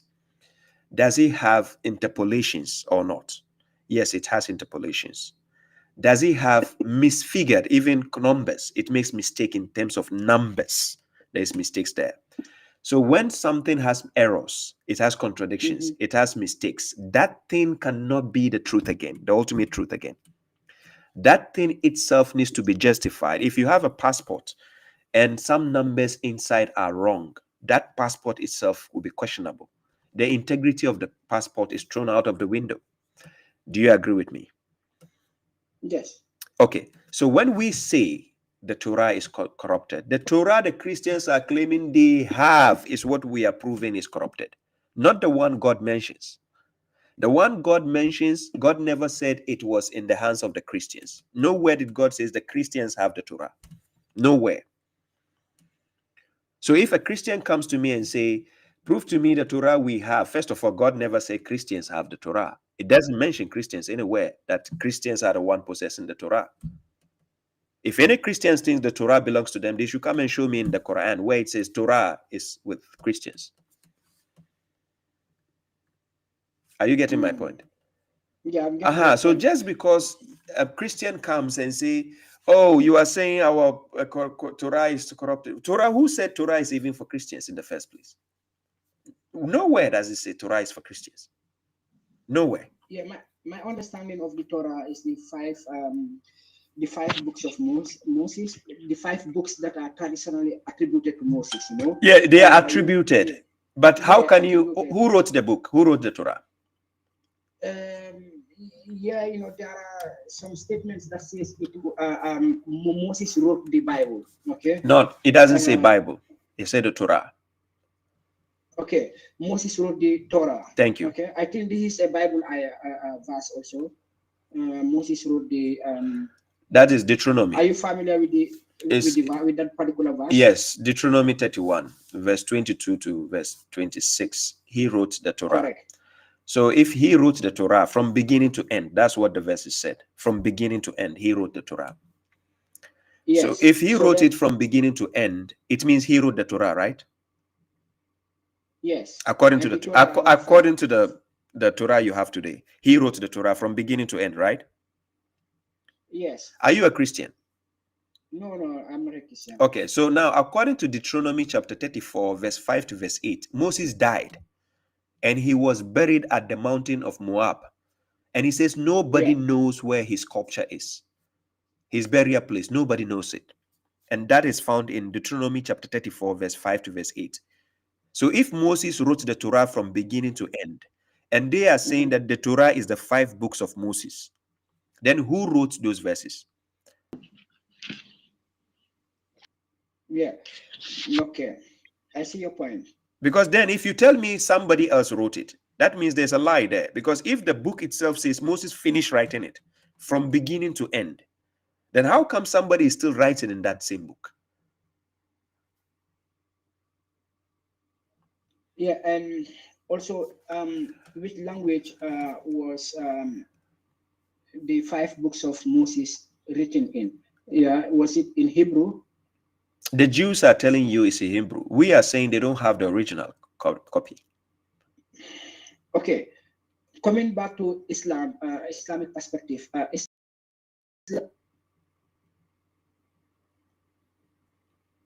Are you here?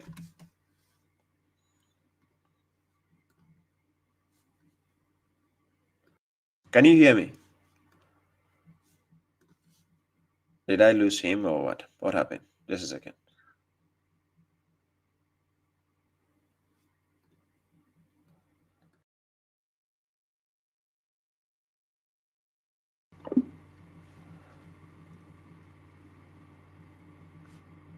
Yeah, I lost you. Let me be the one to call you back. Wait.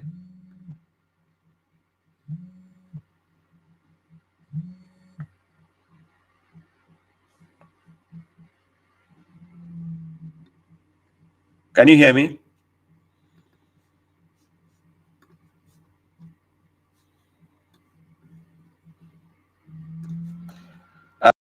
Second, wait.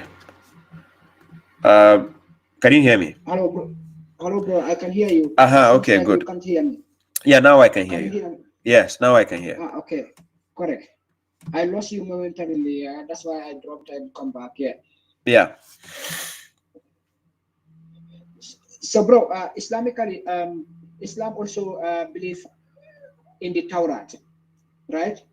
The Torah we find in the Quran. According to the Quran, Torah is the combination of laws and judgment. That is what we call Torah.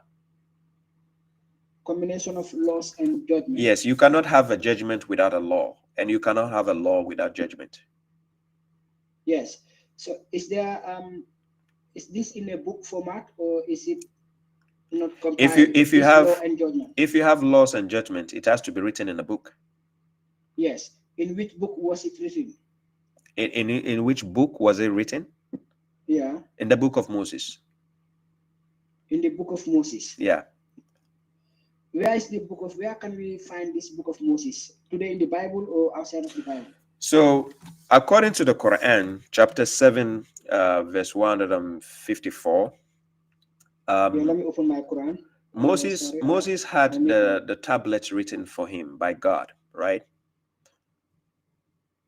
You said which surah exactly? Chapter 7, verse 154 of the Quran. Surah Al-Araf 154. Yes, I can put it on the screen also. Let me see here. 154. Let me put it on the screen. Take your time, yeah.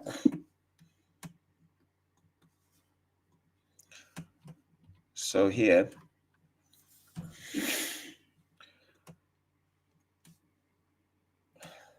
yeah. Can you see my screen? Yeah, I can see your screen, but I can also yeah, I can see your screen is a little bit small. It's small, right? Yeah, but it's legible also. It's legible. It's fine, I think. Now you can see the screen now, yeah? Yeah. Okay. And when the anger was silent from Moses, he took the tablets. In their transcription was guidance and mercy for those who reference their Lord, right? Now, here, the children of Israel, because Moses is part of the children of Israel, right?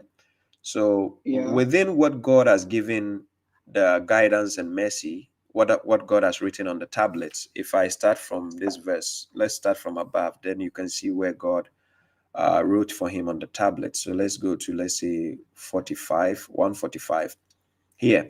145. 145, and it says, and we wrote for him, that is Moses, on the tablets of all things. Now listen, all things, is there an exception? No. Thank you. So all things, that means including the Torah. Yeah. We wrote for him on the tablet of all things. There's no exception. Then God says, as preachment and elaboration for all things. Then God says, so take them with strength and command your people to take the best of it. I will show you the home of the immoral. So now from 145, then I go to 154. Right? So in 154, then it says, and when the anger was silent from Moses, because when he came back, his people were worshiping idols. And when the anger was silent from Moses, he took the tablets, and in their transcription was guidance and mercy for those who reference their Lord. Now, I take you to Quran chapter 6, verse 90. In Quran chapter 690. 691, not 90. 691. In 691, this is what God says. And they did not value God with his true value when they said God does not reveal anything to a human. Say, who revealed the book which Moses brought as light and guidance for the people? Who revealed that book that Moses brought as light and guidance? You put it, now you is talking to the children of Israel. You put it on sheets of paper, manifesting it and concealing much. You see what God says? Yeah. Do you see where the corruption started? Yeah, I can see it. Okay. So you put it on sheets of paper because what God gave to Moses wasn't on the sheets of paper. Yes, it was verbally. No, not verbally. It was written on tablets. On tablets? Yes. Who wrote it on the tablet? I just gave you the verses. Are you not paying attention? Yeah, I was distracted. Oh my God. Yeah, because I am looking at my own screen also. Yeah, but listen to the conversation. That's why you called me. Forget about the screen, anything. If I'm talking, that's why it's verbal conversation, so that you pin what I'm saying down. Forget about, don't let anything distract you. That's why you called me. I went to show you the verses from beginning so that it will make sense to you. I started to show you how God wrote on the tablet for him. Chapter 7, verse 145. Yeah. That is God. 145. Yes. Yeah. So it then was God who wrote it. Exactly. Then I took you to 154 to confirm to you that God wrote for him on tablets and what is found in the written form. God says of all things. He wrote all things for him there. Yeah. Okay. So now I took you again to chapter 6, verse 91 to show you where they transferred it from what God gave Moses. Now it is going to go on the paper, the sheets of paper. Mm-hmm. So what does exactly? So which means from what was given to Moses, now people have to transfer it to the sheets of paper. So what did they do? Yeah. They actually manifest some of it and they conceal much. If you conceal much, do you put it on something for everybody to see? No. No. There is concealment. Exactly. Right? This is where we are saying what they have is corrupted. And we can actually prove it in a debate. I sent God Logic a message for the debate. He hasn't answered yet. He hadn't answered. Yes, he hasn't answered. No, I sent it. We are friends on TikTok. I sent him to his inbox. He should see it. Right? He came on my live stream. I even told him whilst he was watching. I say, man, check your inbox. I sent you a message. He's yet to get back to me because I'm willing to do a debate with any prominent Christian out there on this topic, where I can prove to them the inconsistency in what they call the Torah and even the gospel. You understand? What they have is corrupted. And I can show you, that's why I'm talking about the lecture that you should go and check the lecture because I did it.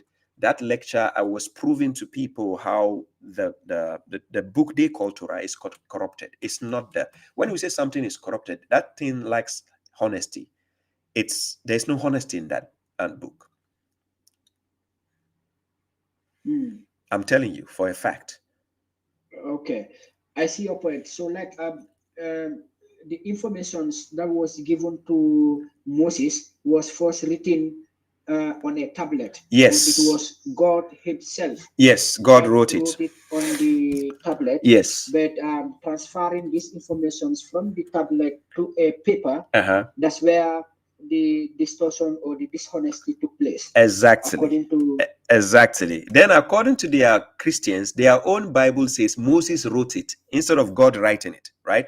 So Moses wrote it from beginning to end. Listen carefully. They said Moses wrote it from beginning to end. If he wrote it from beginning to end, how come when you are reading the Torah, the so-called Torah they are calling Torah, Moses is speaking about Moses in the third person and so on. And apart from that, it's reading, they wrote the death of Moses in the same book. What does the judgment and the laws of God got to do with the death of Moses? And why will Moses write his own death?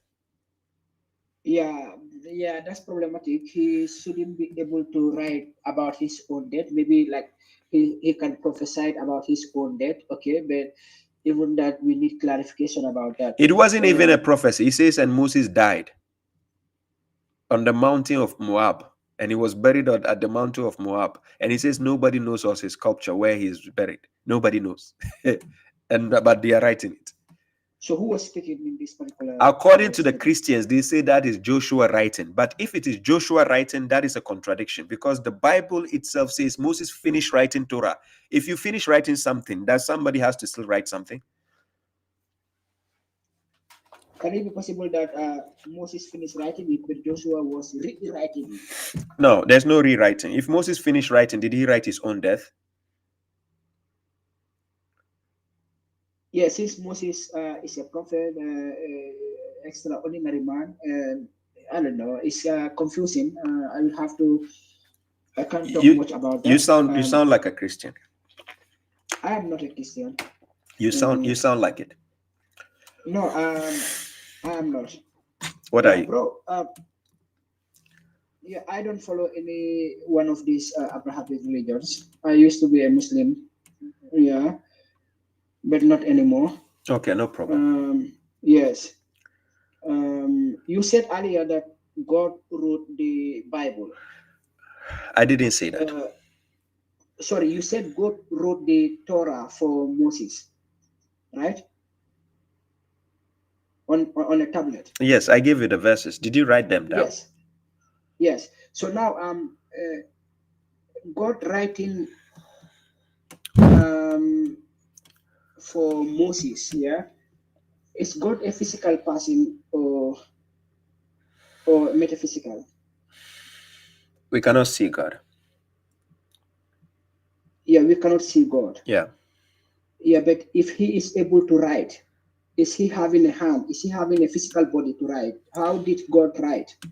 God works in mysterious ways. What does that mean, mysterious ways? Mysterious way, you can't understand God. If I tell you, do you understand electricity? For example, do you understand electricity very well? I'm not an electrician. Yeah, the basic understanding, yeah. Thank you. So you see, you have basic understanding of electricity. So you need to be an expert to understand how electricity works, right? Correct. Okay, so God, other than the things he tells you about him, there are other things you cannot know how he does it because you haven't seen it with your eyes. You haven't experienced it.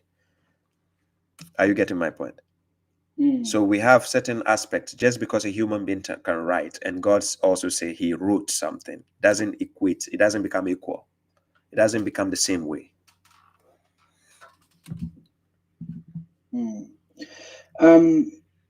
Yeah, I will have to be okay with that. Yeah. This original Torah that was first written by God on a tablet, can we find it? Where is it? Is it available today? We don't have it. That's the challenge you should tell the Christians and the Jews. They should bring the original one. Let's see. Because even their Bible said God wrote for him on the stones. But according to theirs, they said Moses broke them. They were broken. According to the Christians, they said it was broken. It was broken? Yeah. By accident, Uda? Huh? It was accidentally broken or deliberately? And they said Moses smashed them on the ground. Wow. According to their Bible. So, but according to the Quran, it was not broken. Okay. I would like you to show me this Bible verse that says Moses smashed. Oh, you go and read the book of Exodus. You read chapter 32. Exodus. Yeah, go to Exodus 32. Exodus you read the story of Moses. You see it there. Yeah. Okay.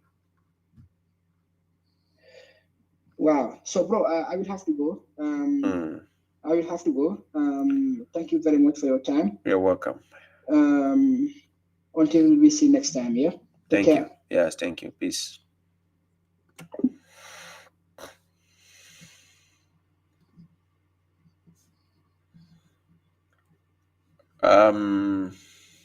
What am I missing here? Just a second.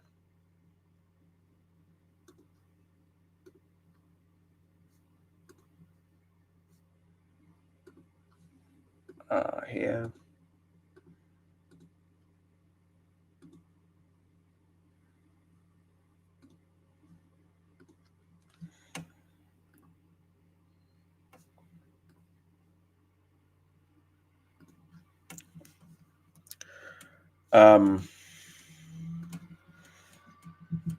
Yeah. So let me see.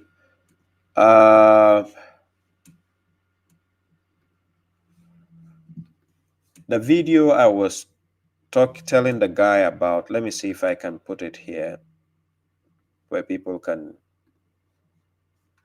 find the link easily on my page, right? And I spoke about the Torah. Yeah, I mentioned, yes, God logic. So let me share the screen so people can see where they can find the title for that to get a further explanation on that topic. So when you go to my YouTube channel, yeah, when you go to my YouTube channel, oh, what happened?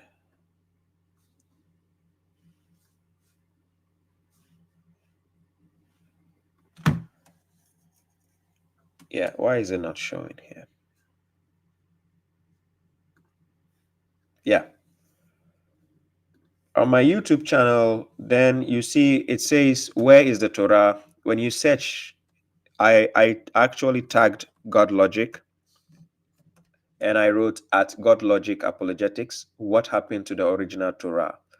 It was 2 months ago. So if you go to my YouTube channel, you search the topic, you find it. It's in my live session playlist. If you go to the live, you click on live and then you see it there, right? So you go to my YouTube, then you click live, then you see it. It's 2 months ago. This is the topic. I gave the breakdown. I even called, I went to, as a guest on his platform. I called God Logic on his live session. We had a spot for a bit. Then after that, I sent him a message because we were supposed to continue because he said he has to end the stream. He has to go. So I said, no problem. We have to continue that. So I sent him a message, but there haven't been a response. So if you are a fan of God Logic, please tell him Baba Shuaib sent him a message. He should check in his inbox. I wanted us to have a debate on this topic, the original Torah. Then we see where the answer lies. Yeah. Okay. So let's go here.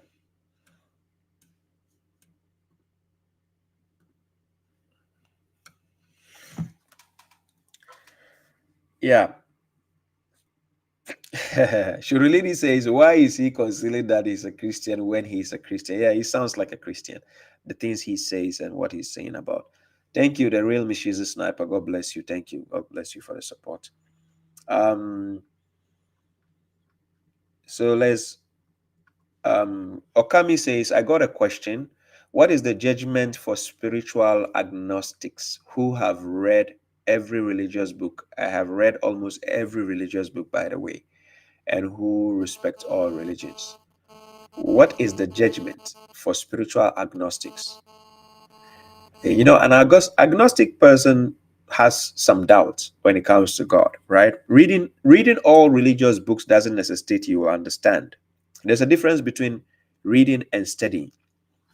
You can read something, but you don't understand it properly. Have you connected with Christian priests before? No. I've never had a debate with him before.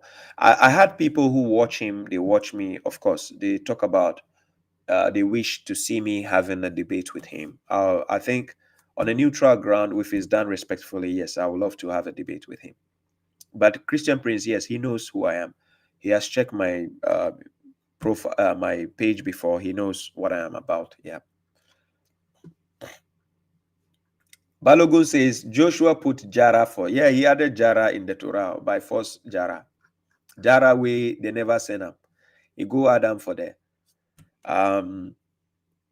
Yeah. Yes, thank you very much. Yes. That live stream can be found on my page. You can find it on my YouTube channel. The debate against David Wood and God Logic is there. We did 2 segments, right? Okami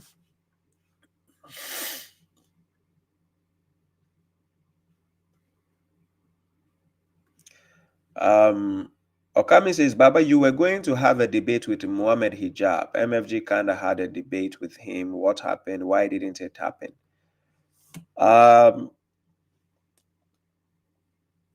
It was a request for the debates, but he is asking that I should come to Speaker's Corner. Anyways, I nearly went to Speaker's Corner last month. I nearly went there, but the plans changed, right? I don't see it as a good idea, right? Because me coming from Finland, going to Speaker's Corner for my first time, going to face somebody like Mohammed Vijab with the hatred he has shown in his videos against us, I don't see it as a befitting ground to just go like that and face him. No. So, initially, if he has accepted to do online, we will have done online. But no, I don't think they are up for that.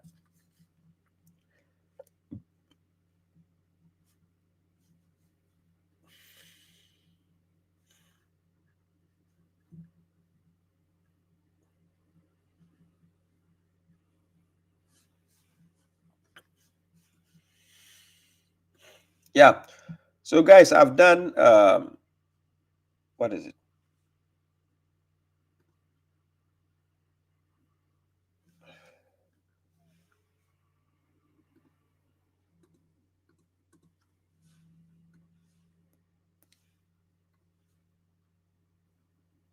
Let me see.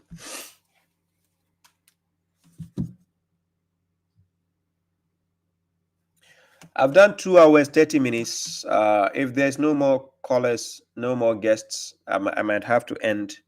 I sent the invite, but yes, some people tried joining. Yeah, but unfortunately, that was the link to join as a guest, right? For those on TikTok, yes, thank you to all those who sent the super chat. Thank you for the gifts. Also the gifts on TikTok, also on YouTube. Yes.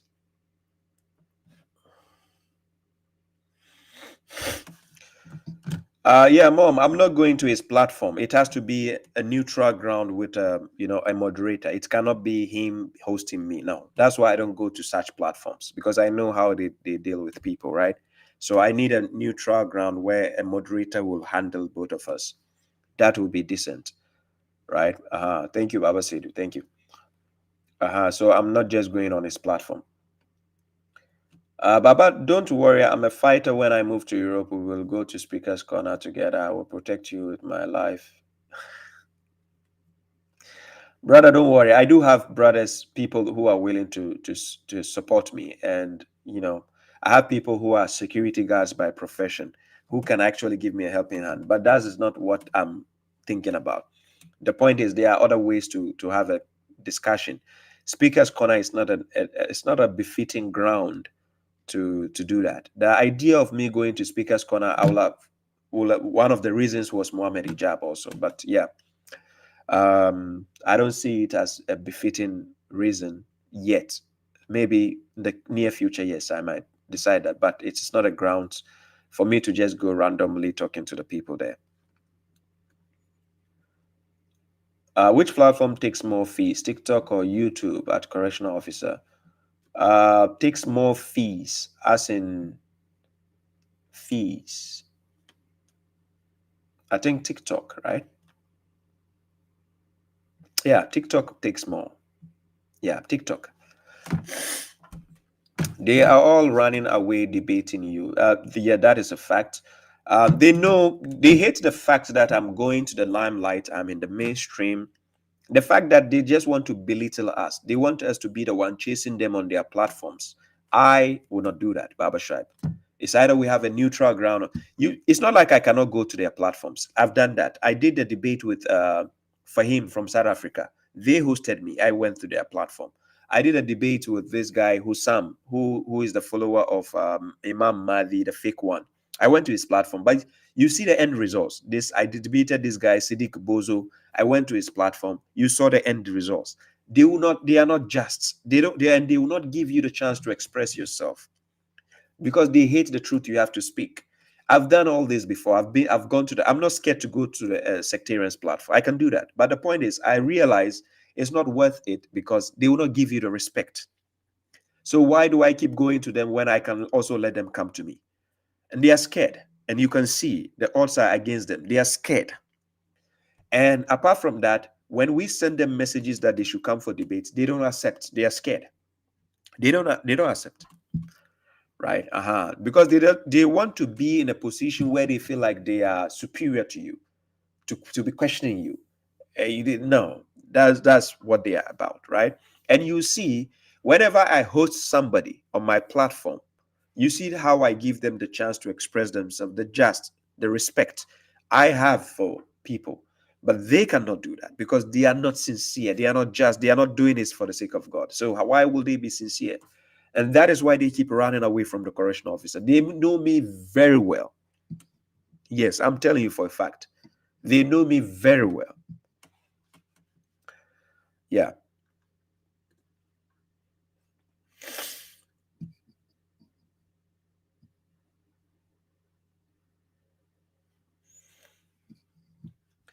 Davidson says, it's okay, you have tried. I thought Muslim will come for you.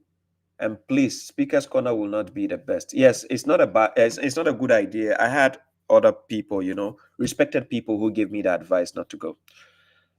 Yeah.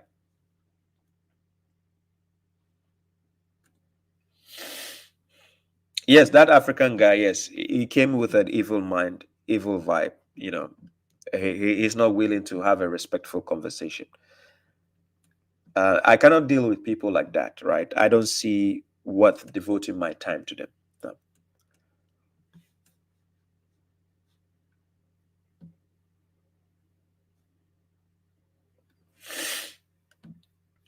They do streaming mobs with Mo Hijab right now at Speaker's Corner. Yes, that's what they do. That's all it's about. MK, there's nothing you can achieve in Speaker's Corner. Yeah, nothing to achieve there now.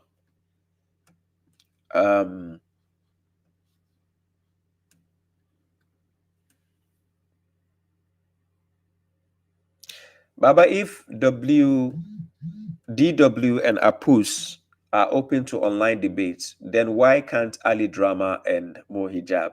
They are scared. They are scared for their reputation. I don't know. They are scared.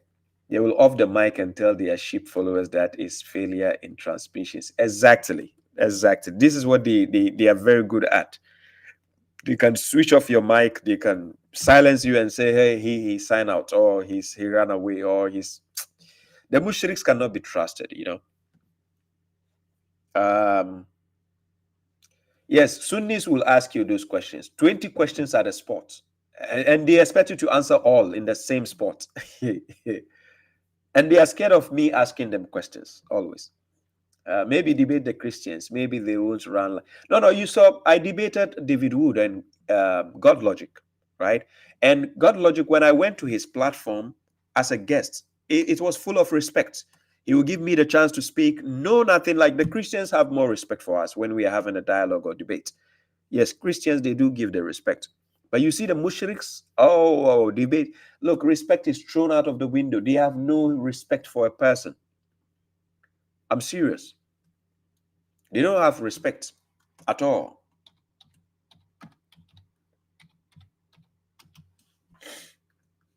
They don't care.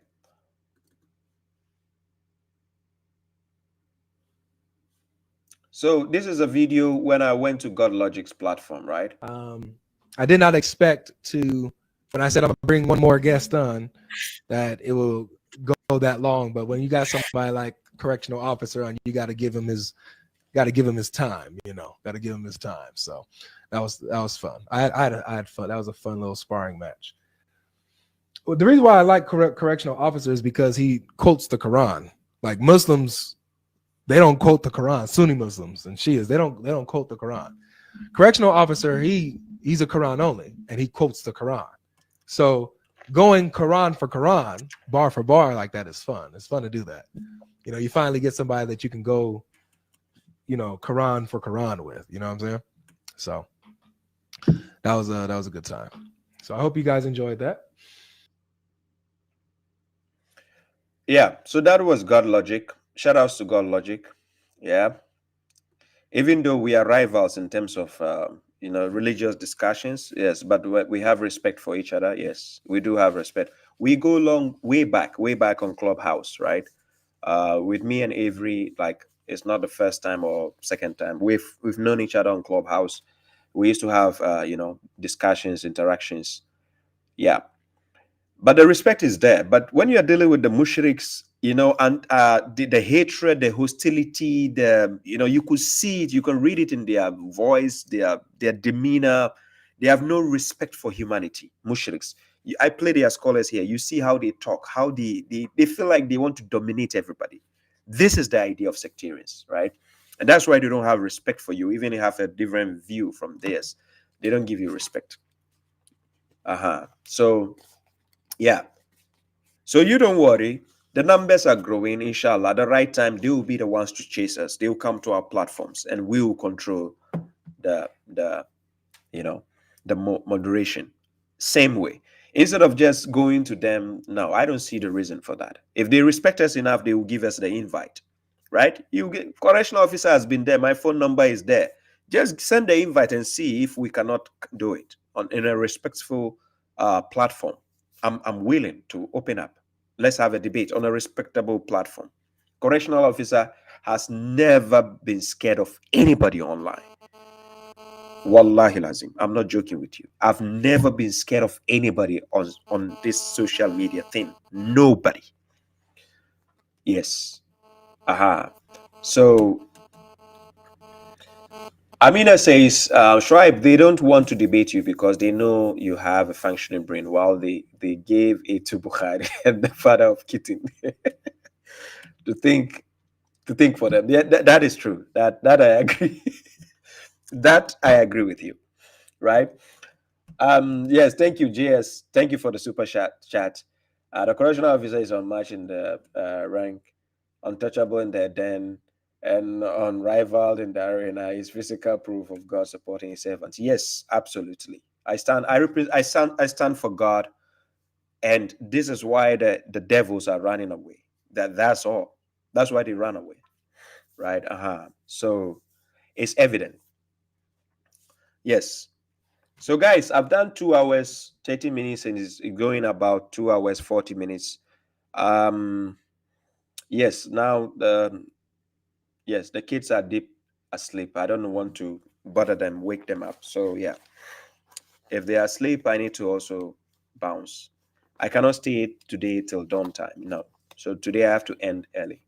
Right? So this is Baba Shuaib, the correctional officer, streaming live from Kick, Twitch, YouTube, Facebook, and TikTok. Right? Unfortunately, the invitation link I sent only works on 3 streams. Right? YouTube, Kick, and Twitch. But I did put it on Facebook as well. Right? I guess some of the people saw it, but on TikTok, unfortunately, my audience on TikTok cannot join unless you join via the link. And I don't know if I had the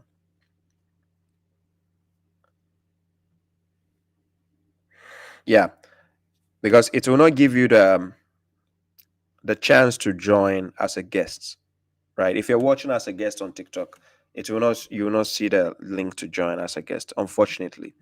But I do appreciate all those who sent me the super chat, the gifts on TikTok. Thank you very much. I appreciate the support. I see you, Flashpoints. My elder Said, yes. Zaid Salam, I see you. I see the Lioness of Somalia. I see you on TikTok.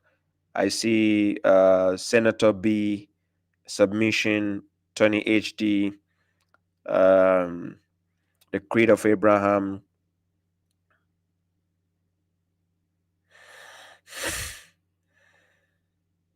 Yeah. Yes, exactly. Creed of Abraham, yes. Kat, I see Kat is here. I see Helal Ahmed. I see Maggie. Yes, Maggie, I see you. NSC.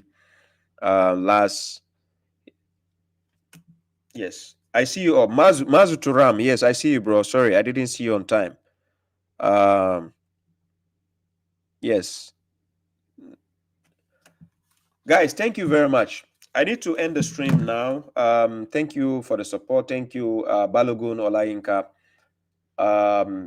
Baba, I got a question. Will you do a live with MFG? I love MFG a lot. He says, will you do a live? If there's a reason for it, if of course we have a reason for a stream, yeah. Baba Shuaib is open to do live stream with anybody as long as there's a good reason for it, right? Why not? Thank you very much, JS. Thank you, Kirbusiland. Thank you, Mom. Sister Khadija, my brother Baba Seidu, thank you very much. Thank you for the support. We have NASA, we have Okami, we have Amina, we have Kristen. Guys, thank you all also to those who send the super chat. I appreciate the support. God bless you all. YouTube, Facebook, TikTok, all of you. Thank you for the support. I appreciate you very, very much. So let's check if I might get the chance to do a live stream on Saturday. If not, then you probably have to see me next week. So next week, if I have to do a stream, then it means you find me in the month of October on the 1st. That is Wednesday on the 1st, next week, God willing. But other than that, this is Baba Shuaib, the correctional officer. If you're looking forward to grab your copy for the Great Quran, hard copy, that is it on the page. You can see the barcode, the scanner, the QR code. When you scan it, it takes you straight to the website. And then you have the Hop Nima, support here, up there. You scan QR code, yes. For the donation, actually, we actually feeding people. I'm making a plan. I might go to Ghana, right? I'm making a plan. I just didn't choose the date, but I might go to Ghana before the end of the year, right? And usually when I go, I do organize these feeding programs whilst I'm in Ghana. Yeah. So I'll keep people updated. I just don't want to mention publicly the date I'm stepping to Ghana. But yes, you should expect me on Mami Grace platform also. Again, I promise her when I step foot in Ghana, we are going to do part 2. This time is going to be a dune. You know dune? Desert storm. Boom. I'm going to set the Bushriks abuzz. So anticipate. And as usual, when I go, we do feed the old people and then help the people who have issues with their jobs and so on. Yes, we do help them so that they can actually, give credence to what we do, that it is not only about me sitting behind the microphone and the video camera and speaking about God. No, we can actually make an impact in the community. I did a conference.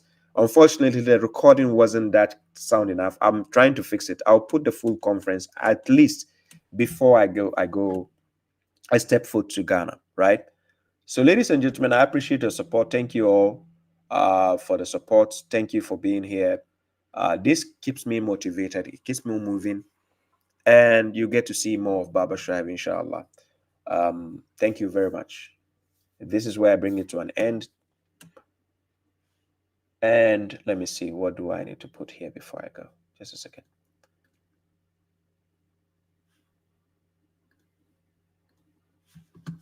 Where is the added scene?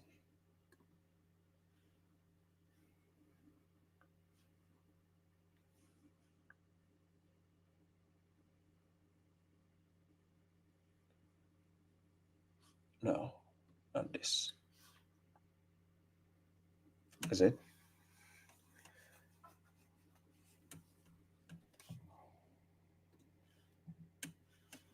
No, not this one. Okay.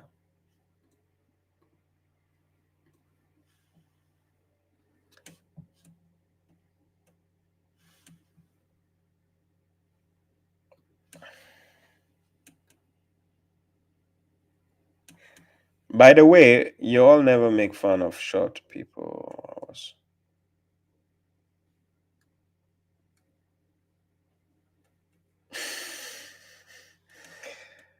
Yes, thank you very much, Mohammed Gaddafi. God bless you. Thank you. Thank you, my dear brother. Thank you.